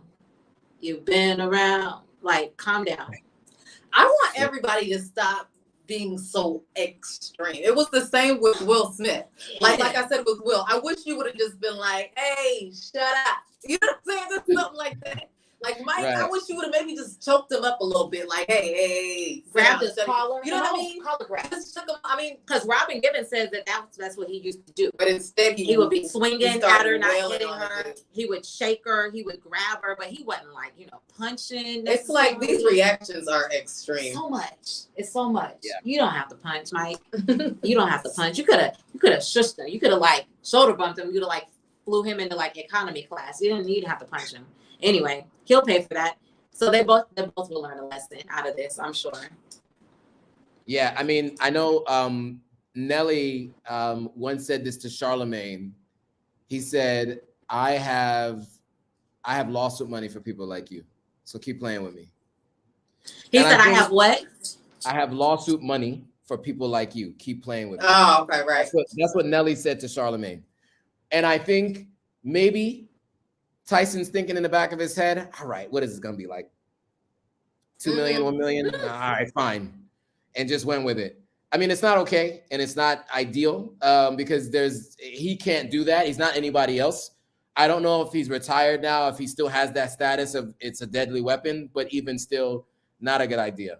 I don't think it's going to stop any of his finances or his income because everything he does is on his own platforms. But it was just not good. It's not good. He should not have reacted that way. But I also think that JetBlue is at fault here, and they should have handled this differently. Like you need to move him or remove the guy from the flight. Period. Like that should never have happened. Okay. So all right. So a couple different things. So Vibrant Thing is on as V Thomas on YouTube. It appeared that Duke provoked that whooping, and his friend was investigating maybe the shrooms. Yes, maybe the shrooms. She's also saying, hey to you guys, since she couldn't see you when she was on IG, she's now joined the YouTube live. What are they saying on IG? Yeah. Nothing new. People keep jumping on and off, and I think jumping to the... No, I mean, do they only see you? Oh, they only see me. They only see me. Oh, see you, of course, right. I want to go to that. Yeah, so my Instagram live is it's just me. Right, so gotcha. You're only seeing me.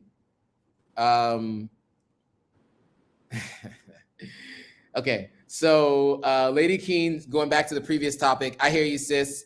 He don't need a degree. I agree, Joannis. I'm in a lot of cool places with predominantly white folk, not checking for my fine black and beautiful self.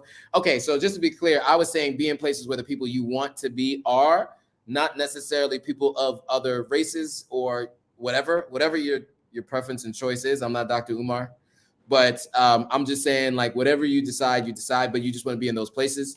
But she did say, if I come there, y'all can play matchmaker, basically, is what she said. I'm not serious, but I know what I should do. So, I'm sure, yeah, we can definitely find you somebody. Come on over. If you're here for a short time, not for a long time, and if you're here for a good time, not for an exclusive time, then yes, we can definitely hook you up with some people. Yeah. Okay, cool. Hey. Okay, actually, on that note, so I just found the message. I knew that my dad, because my dad has 3 daughters. You know, it's him plus us 3, and every once in a while he'll just remind us, since none of us are married currently, about how dire our situation is. Like he just, it's literally a meme that's just like, nobody. Here comes daddy with statistics about like trying to find a man. Mm-hmm. He said the UN publishes its first quarter. He sent this like literally last week. UN publishes its first quarter demographic report of 2022. There are 7.8 billion people on the planet. 7.8 B with the billion, or billion with the B. Women equal 5.6 billion. Men equal 2.2 billion. So 1 billion are already married. 130 million are in prison, 70 million are mentally ill. That means that there are just about 1 billion men available for marriage to 5.6 billion women, right? So if you want somebody who is not currently married, who is not in prison, who is not mentally ill, and you're a woman, one of 5.6 billion, then you are competing for the love of 1 million men. And of those 1 billion men, 50% are unemployed, 3% are gay. That's a lie. More than 3% are gay. But 50% are jobless, 3% are gay, 5% are Catholic priests, 10% are your relatives, 10% are your relatives. That's hilarious.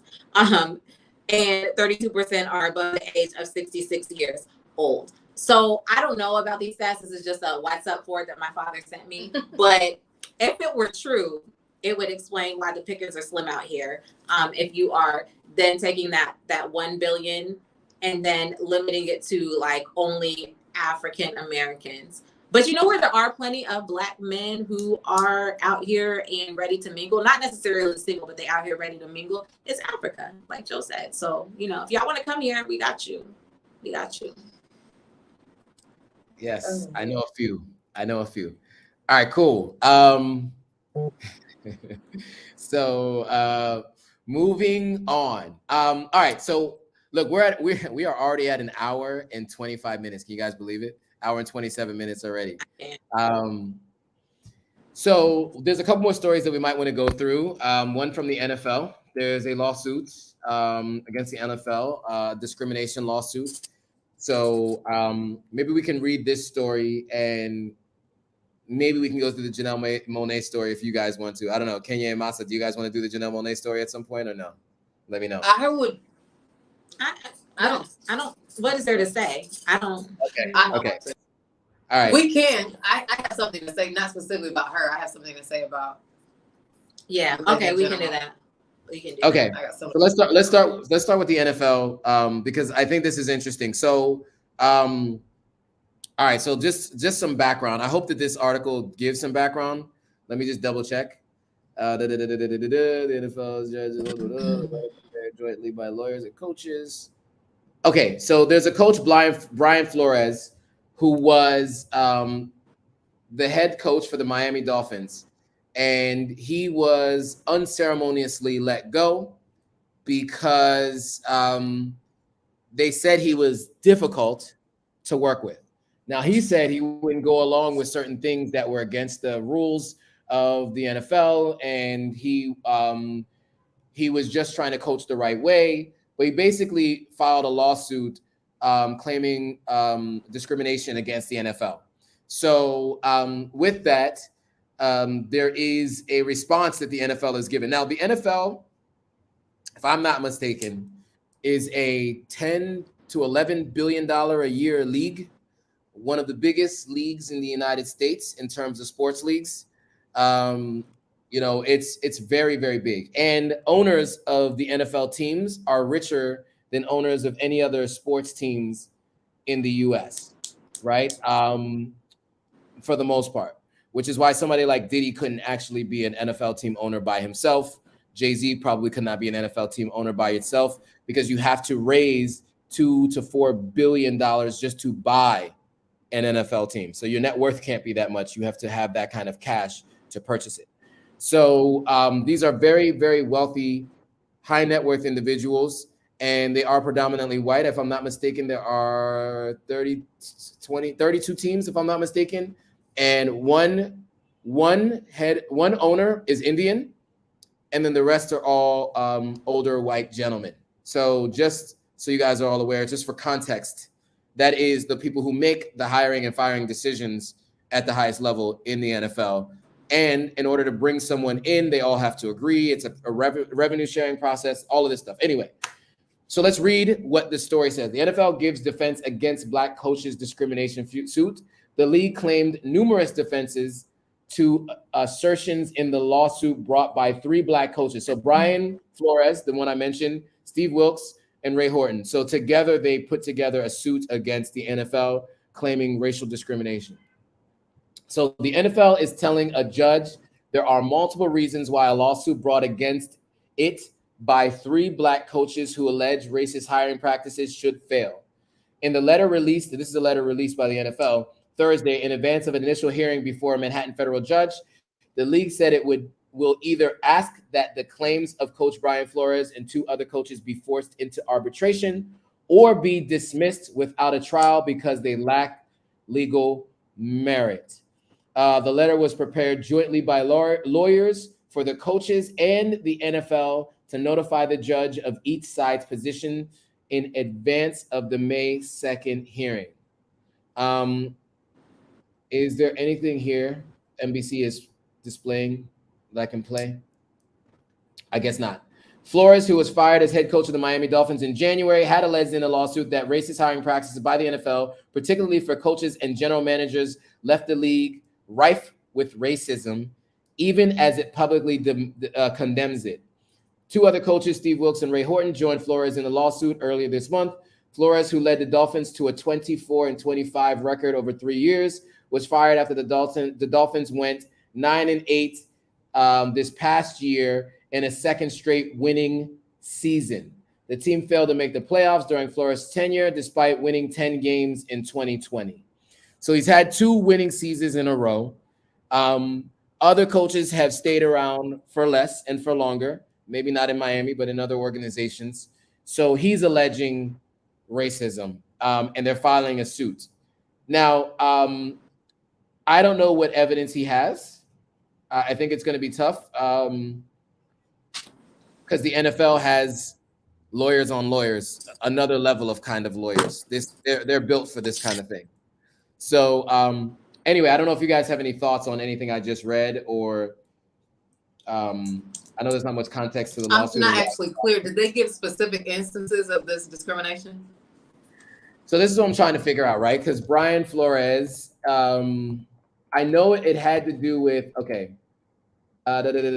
suit. Brian Flores lawsuit. Well, I think part of it is the fact that last year there were 5 Black NFL coaches. Now I think there's only one out of the 32 is Black. And in the history of the 500 or so NFL coaches, only 5%, actually less than 5% of coaches have been African American, but we make us 12 or 13% of the population. I mean, just based on mathematics alone, there and not just mathematics, like generally speaking, but in the NFL, where Black players make up nearly 60% of the players. Yeah, like it's asinine that you would have only one Black head coach out of the 32 teams and hundreds of players. It doesn't make any sense. Like, it's got to be discriminatory because we're not that unqualified, not especially when it comes to football. And the reason why we know that is because 60% of the people that you hire for this job are African American. So we're not that unqualified that only one team should have a Black head coach. It's got to be discriminatory. And I just, I don't know when enough is going to be enough or what has to be done about the NFL, because we continue to feed the machine with our sons. It doesn't matter how many concussion movies come out. It doesn't matter how many Colin Kaepernicks get blackballed and discriminated against because he stands up for his, as an American, or I should say kneels down as an American, as he is entitled to do pursuant to the Constitution. I don't know when we're just going to be done with the NFL. I can tell you when I was done with the NFL, and that was always. Never ever have been into sports and never encouraged my son to do it. I just, something certainly doesn't, it just doesn't pass the smell test. Like that you would have hundreds and hundreds of Black players running out on the field year after year, damaging their knees and their backs and their necks and now their brains, and only one Black head coach in the league. And any Black owners, did you say there was one owner who was not white? But like right now, I don't know that like any Correct. major team has a majority like owner who's African American, right? There's only one owner that's not Black. He's the Indian guy who put like hitches on the back of trucks. Got super rich. You know those like hitches on the back of a truck, like you could stand on it and like you can attach like a mobile home to it or something, like those things on the back of the Ford F-150s. That guy is the only non-white owner of a team, and he owns the Jacksonville Jaguars. It doesn't feel right to me, right? That like our sons are the ones who are out there like getting their skulls bashed in, and you guys won't hire us for the front office. Like, who do you think you are? Like, it's not okay. It's not okay. So, we'll see. I think the other thing is like what really stuck in his craw, if I had to guess, is the fact that he got fired from, I think it was like the Miami Dolphins, like his last team, although he had won 8 out of the last 9 seasons. Like, if that ain't a winning streak, I don't know what is. Like, how dare you? Like, who do you think you are? Like, to come through, take away the man's job, and then like act like what is it? Like, don't believe what your lying eyes are seeing. Like, we see how many Black men are on the field. We see how many Black men are not like in these head coach positions.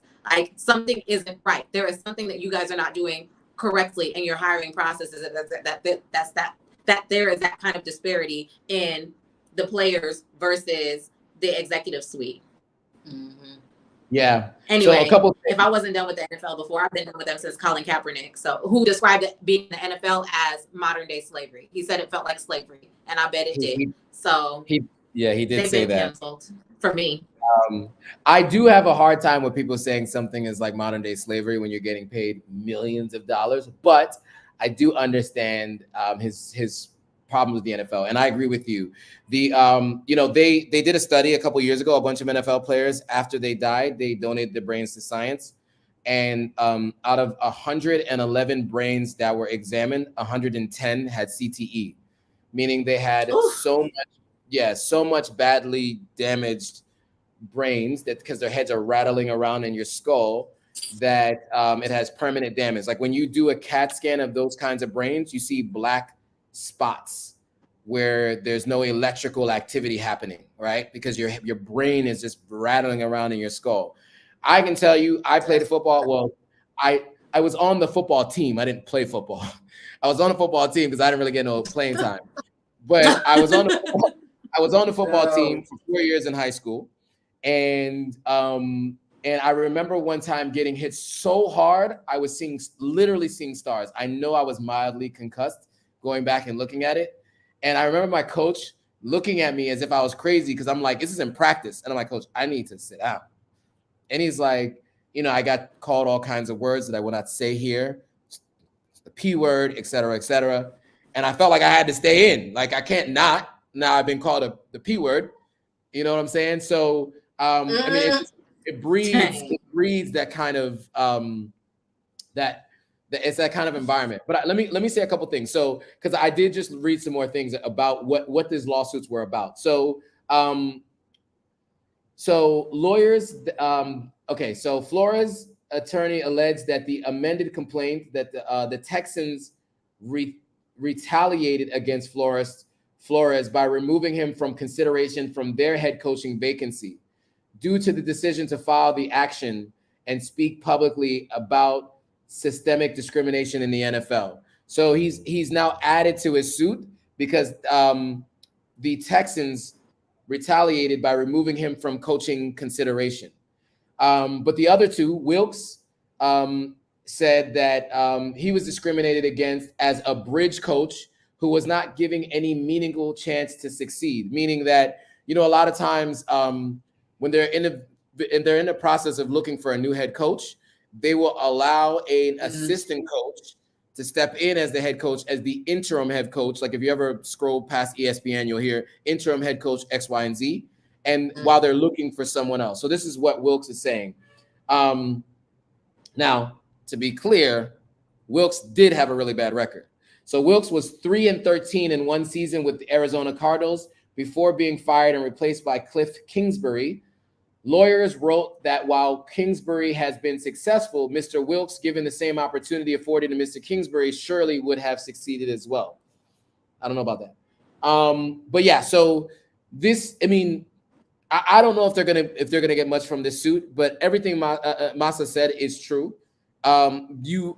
It should be represented by your constituency. This is how I look at things. If you are a business that is direct to consumer, right? Like if you are a direct to consumer business, meaning it's not business to business, you have people like you and the rest of us who can consume your content. That business should represent a percentage within the organization of people who match.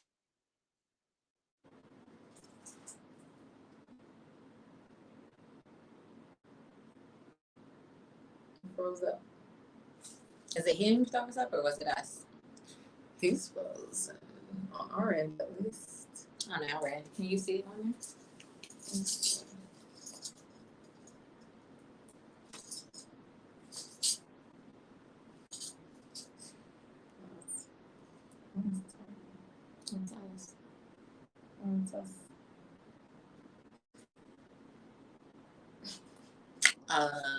Wah, wah.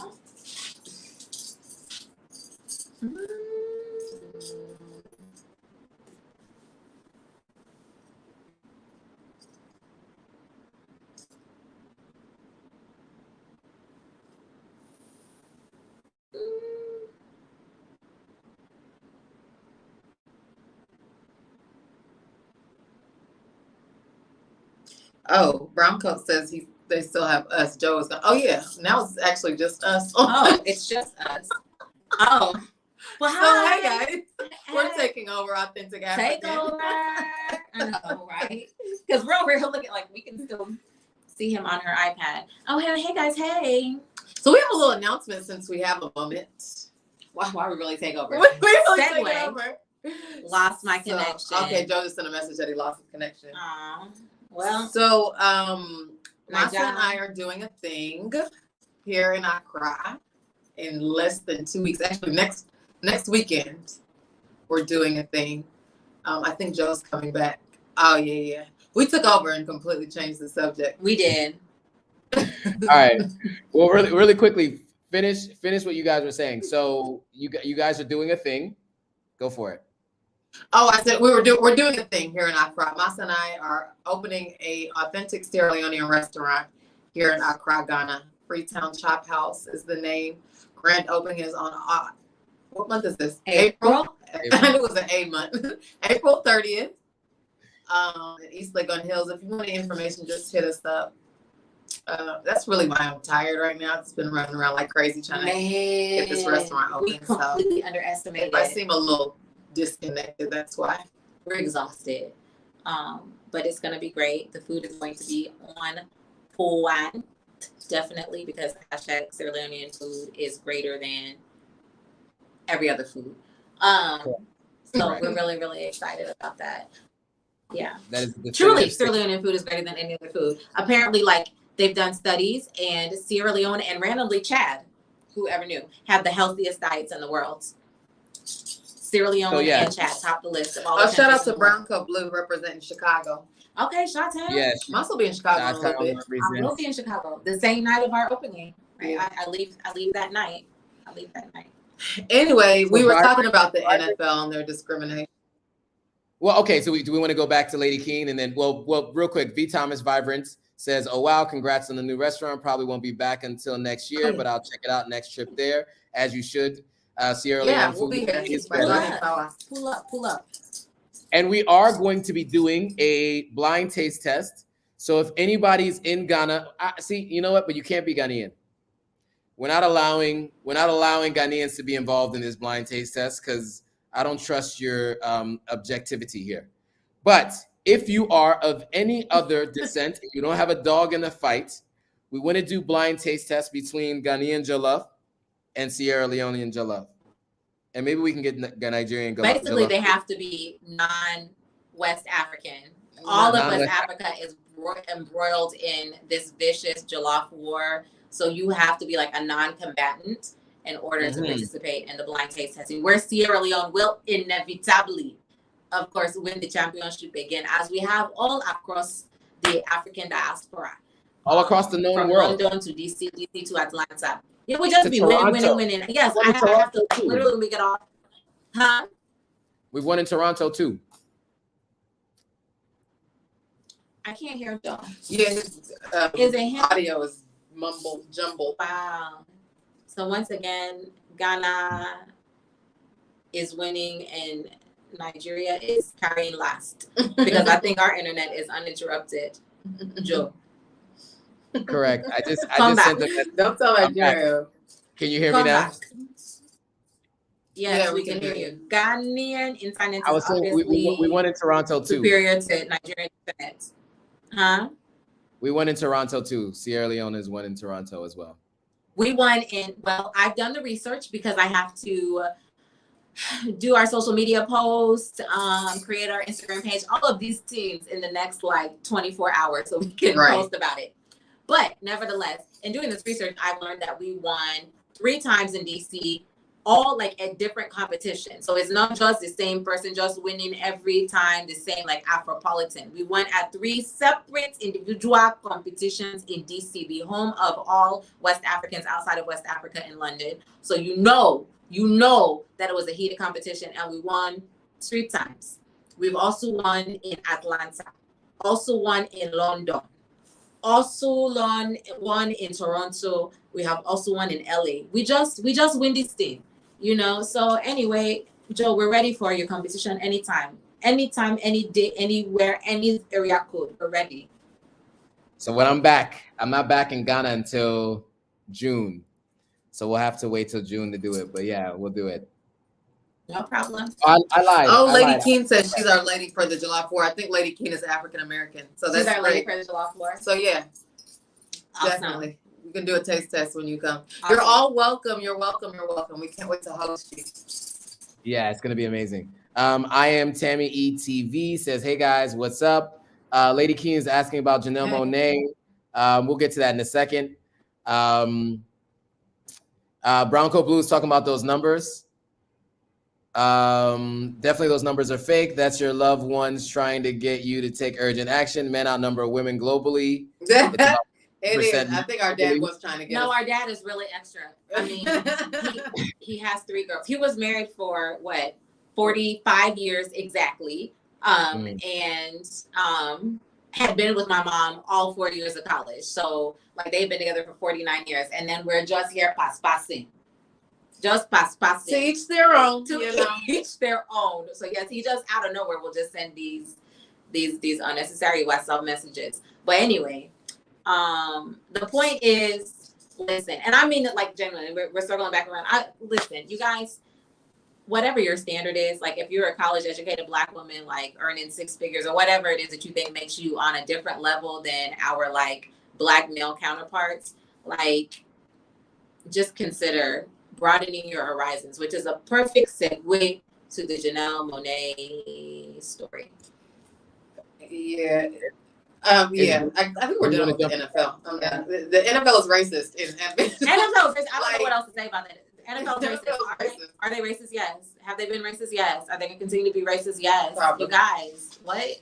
Like one single Black coach? Yeah, you haven't even tried. You haven't even tried at all. So NFL's been racist. But y'all keep on watching them. Y'all the ones that keep watching it because it ain't me. It's definitely not me. I don't watch it, but yeah, I mean, not voluntarily have I ever. Yeah, I mean, I used to watch it a lot, but I mean, after what I've learned about what it's doing to people, even beyond what's happening on the racial discrimination front, to me, it's not ideal. I told my nephews, like, don't do it.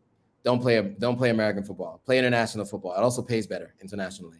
Anyway, lovely Lavina says, what's up?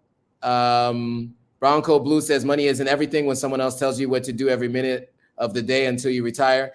Yes, true. I think this is going back to me saying that I didn't love the way that Kaepernick equated the NFL to modern day slavery because he was getting paid millions of dollars to play. But yeah, I understand what you're saying. Did you guys hear about or talk about Toby Obuseli, whose wife was taken by his girlfriend? Wait, what? Whose life was? Oh yeah, the guy was stabbed. Yes. We talked about that. Last week. Last week. We talked about him last week. Wait, hold on. Has she been arrested yet or charged with any crime? Because I haven't heard that she has been. I am Tammy ETV. Y'all mark my words. Watch the last live that we did. Sorry.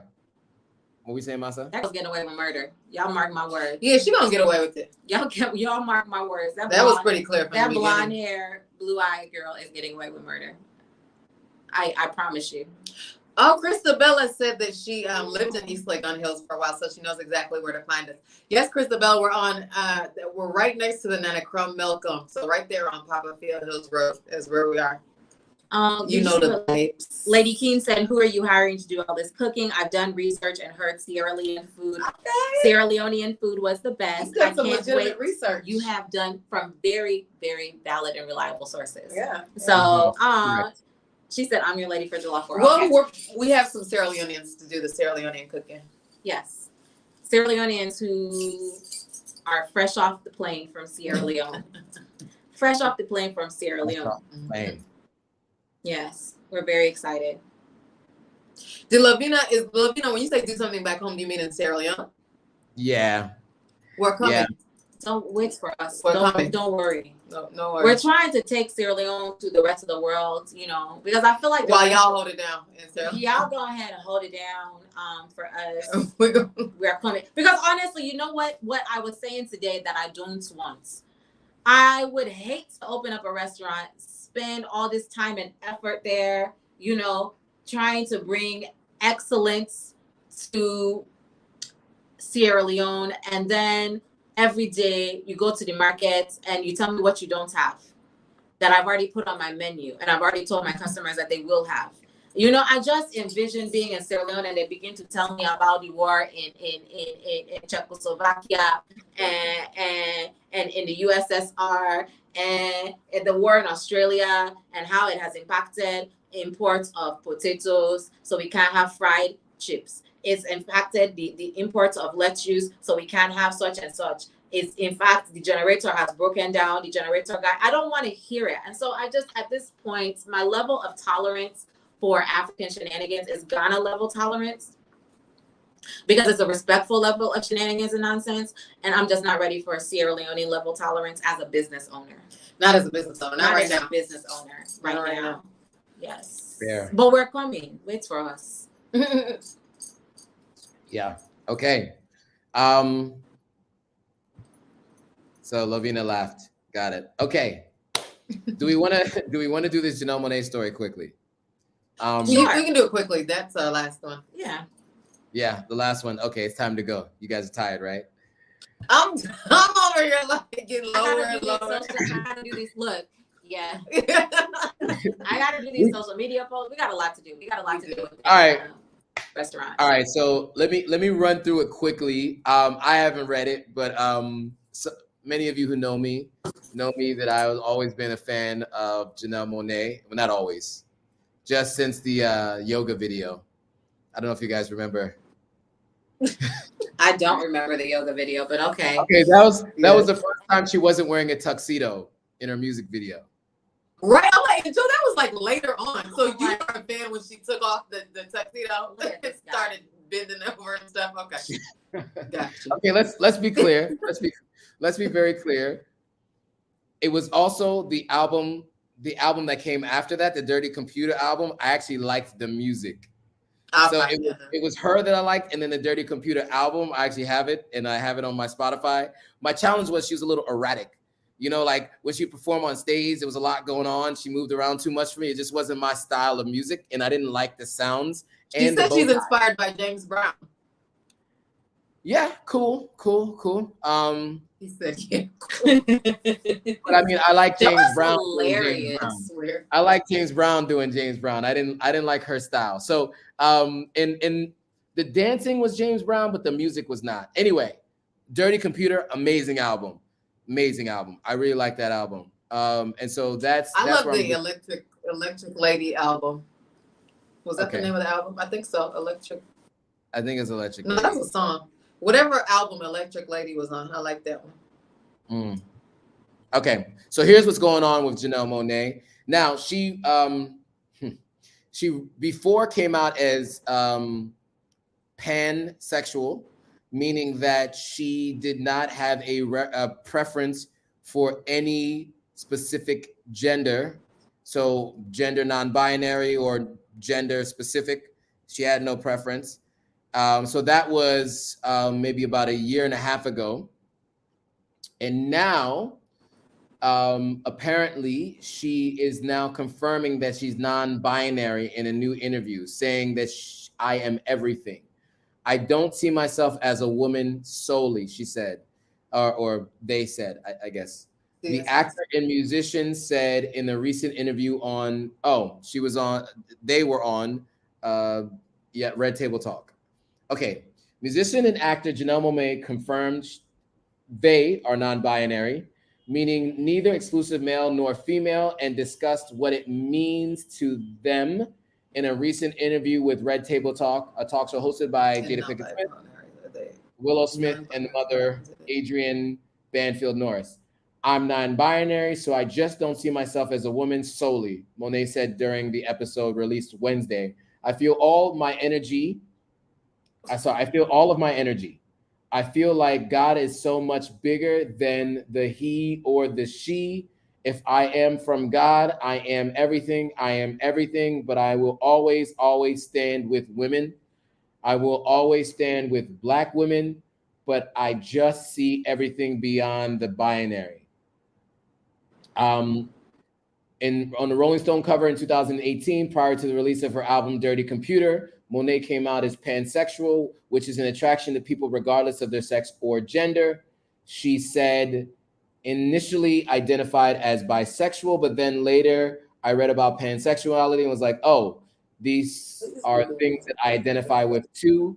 I am open to learning more about who I am. So that's that. Let's see if this video will play. I've been having a hard time playing video. Considering all that has happened in the last few weeks, the Smith family has been focusing on deep healing. Okay, is there any way I can speed through this to actually get to the video that they're trying to get to? Jada and her healing. I don't know what's going on here. Is that all they got? Is that not like a preview of what happened? Sorry, guys. All right, well, anyway, we're not going to read through the whole thing because I'm a slow reader, and we got it. So thoughts, ladies, on Janelle Monáe coming out as non-binary. How do I say this? Because I know that we live in a day and age in a society where, first of all, political correctness is king. Tolerance has taken the front seat. Acceptance, all of these things. And I encourage it. Everybody should be tolerated and accepted. I'm going to be honest with you. In regards to me, myself, and I. Personally, it's a little hard for me to keep up with these variants of sexuality. Secondly, I don't want to just keep saying I don't care about things, but I don't care. Why is this announcement worthy? Why, can we just start there? Why is it announcement worthy? And I'm not asking hypothetically. I mean, like, why is it? Or I think it's announcement or newsworthy from her perspective, and maybe those people in the binary community because they want to let other people know that they're with them, that they are with them, and that they exist, and that they are not alone. Like, I think that that's why she is making this announcement. I also, however, have to concur that we do not care. I guess, for me, honestly, being first gen and being first gen from such a poor country, a country that National Geographic said was the worst place in the world to be born a girl in 2017. I focus a lot on people waking up and having food to eat, and like just, children being born and like not dying from like infant mortality.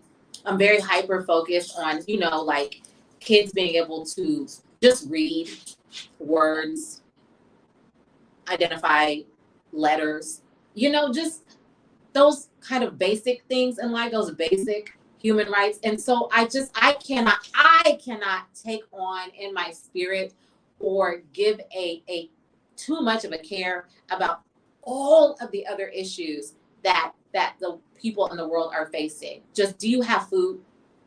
Do you have running water, clean water that like won't kill you?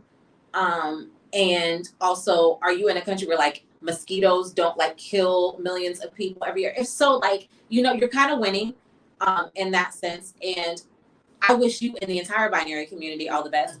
You're beautiful, whatever you are, just stunning from head to toe, seemingly on the inside and the outside. So I wish you guys all the best. I want to focus on child hunger with my time. Yeah, and I think it's for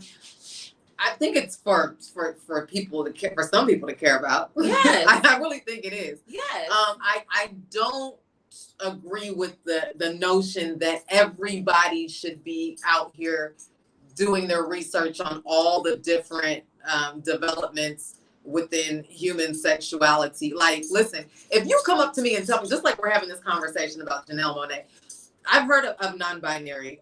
I had to think about it a second, and I kind of explained to MASAH what it was, and from what you said, it was basically correct. She doesn't identify or see herself as solely a man or as a woman. So I get it. But if I didn't, I'm willing to have the conversation and say, oh, that's who you are. Okay, that's cool. I support that. Am I going to be the person that you meet and you're like, okay, so you're non-binary and blah, blah, blah, and kicking off all these terms? No, because I don't know. And if you feel free to explain it to me, and I'm not going to judge you for it. I don't hate you for it. But like, I'm not going to lie to you. I'm not doing independent research on these things. I'm not. So maybe that's the reason why she came out and told us, because she knows that we aren't even thinking about it. And maybe it's just I don't know if you want to call it privilege of just being a hetero cis probably woman, that I'm not thinking about these things. That you even said hetero cis. I know, that's amazing. That is really, wow. Yeah.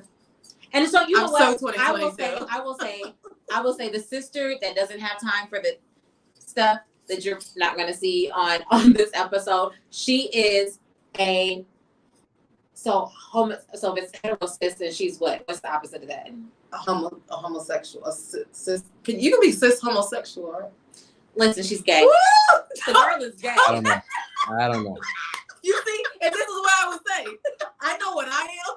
When you start to say you're gay, y'all. She's gay. She's a woman. She's a gay woman. Who is gay. A woman who's gay. So that is our older sister. So, but she like gay in like cowboy house. So say you're like gay mask.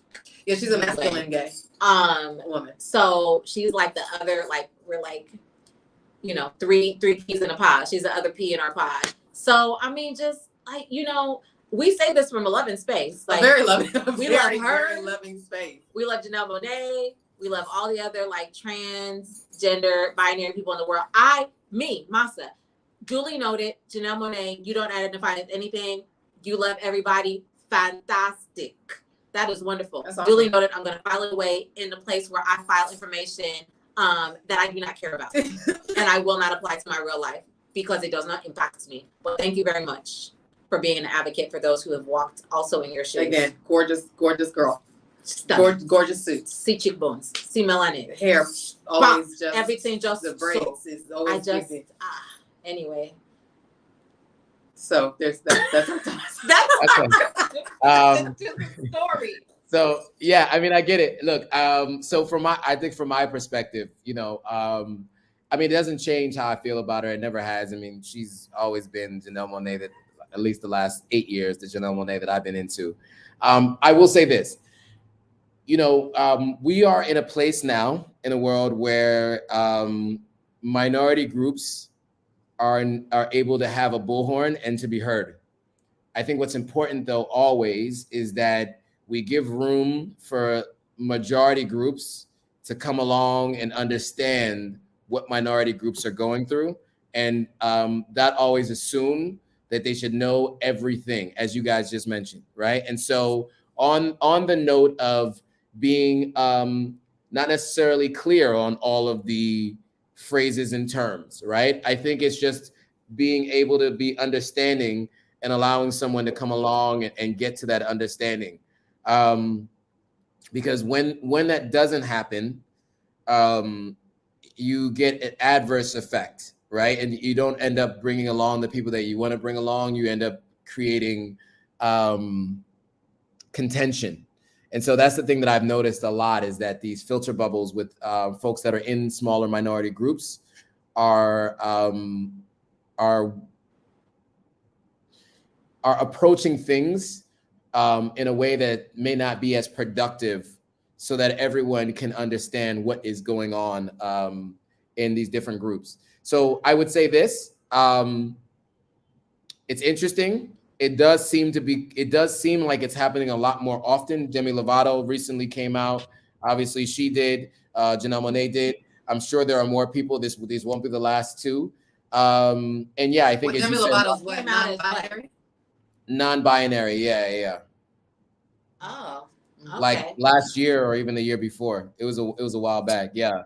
But I think I just think that yeah, we're all going to do our best to try to understand everything, and I just think that those who fall into these minority groups should I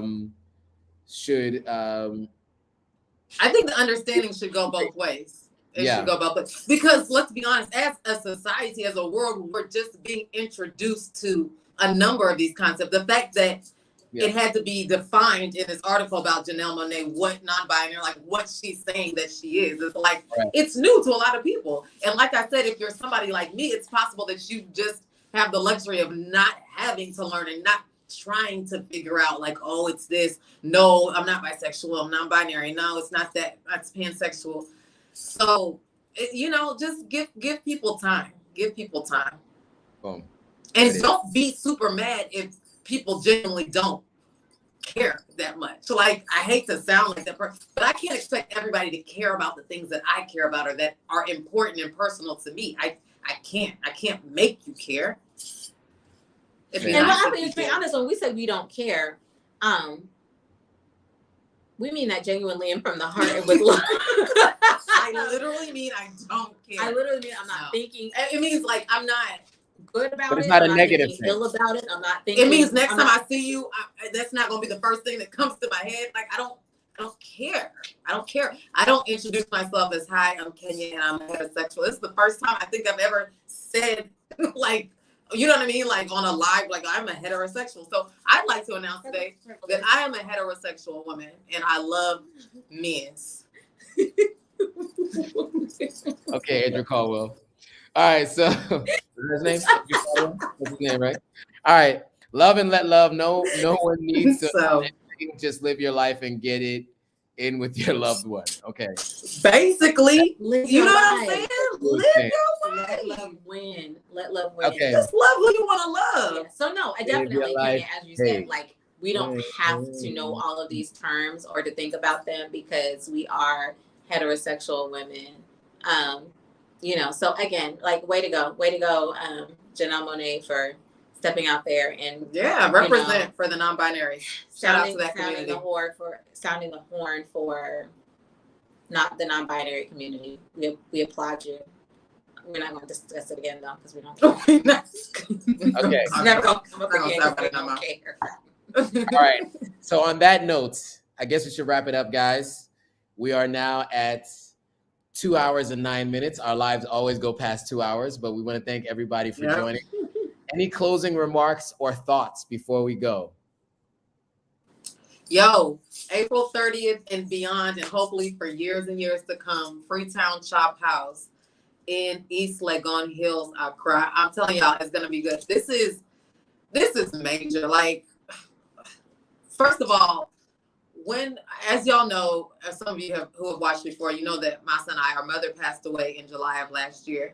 She came to Accra with us in May to basically like drop us off here and get us all situated. And we discussed this Sierra Leonean restaurant with her. We just saw the need for Sierra Leonean food in Accra.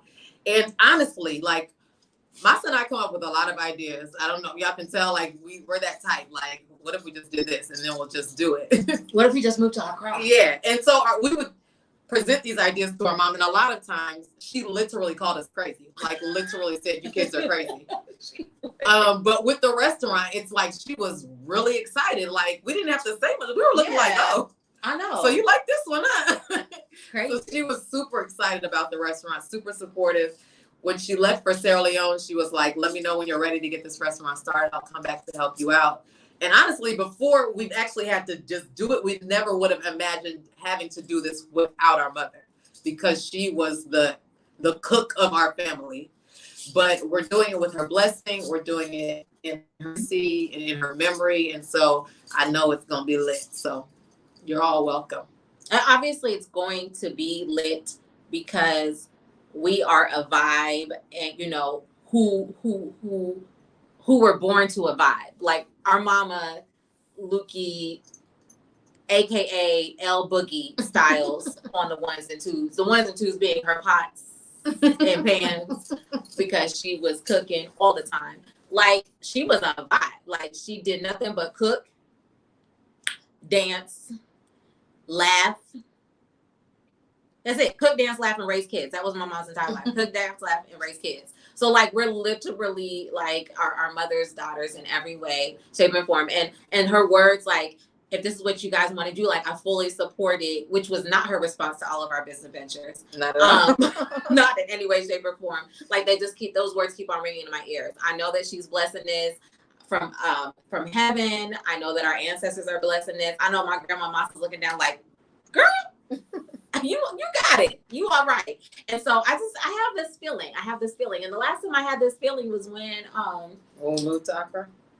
Well, when we moved to Accra, but then also when we went on our own, split from my law partner, and we took that picture in the office and was like, and like it was saved in our phone for years. It was like deuces, but it was like a selfie to ourselves. I would look back on that as like the law firm got more and more successful and the bank account grew, and I would laugh. And that's how I feel about this restaurant. That's how I feel about this restaurant. Like, you know, love us or hate us, we gonna be the hottest popping thing in Accra in the next 3 to 5. So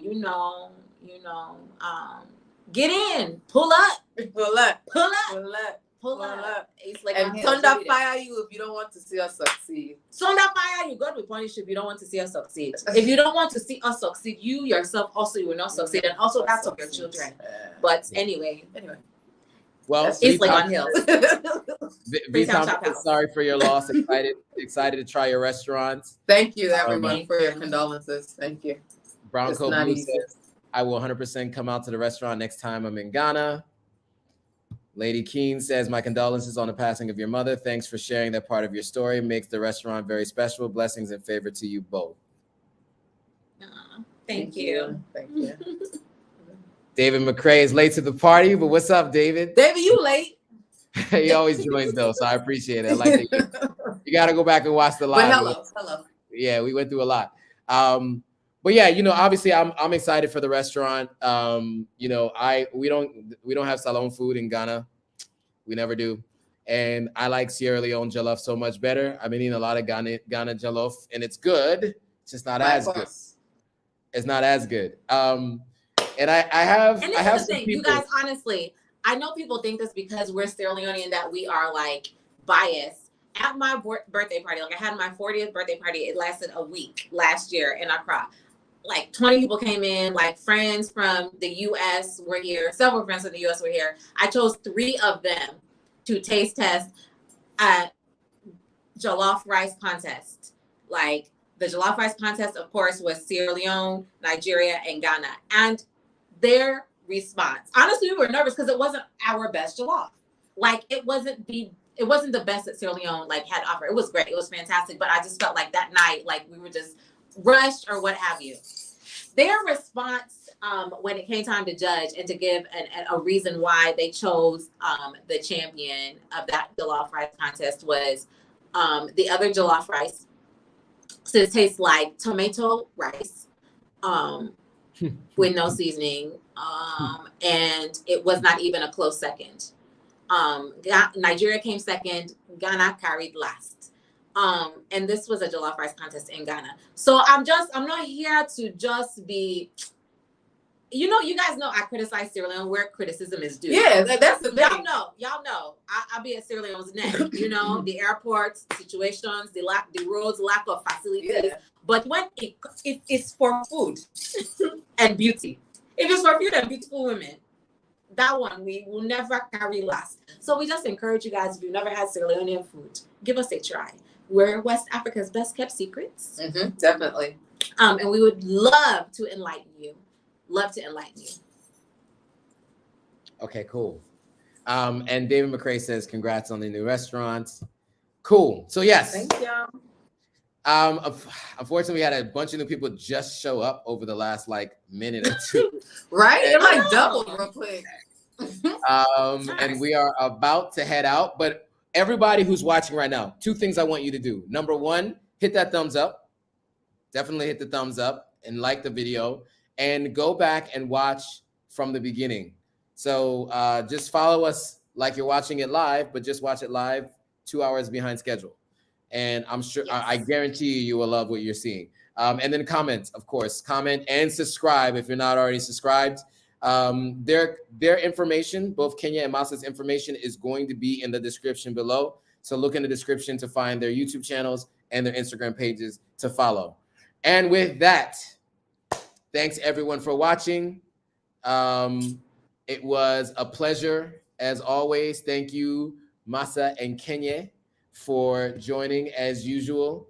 And we will see you guys all on the next live.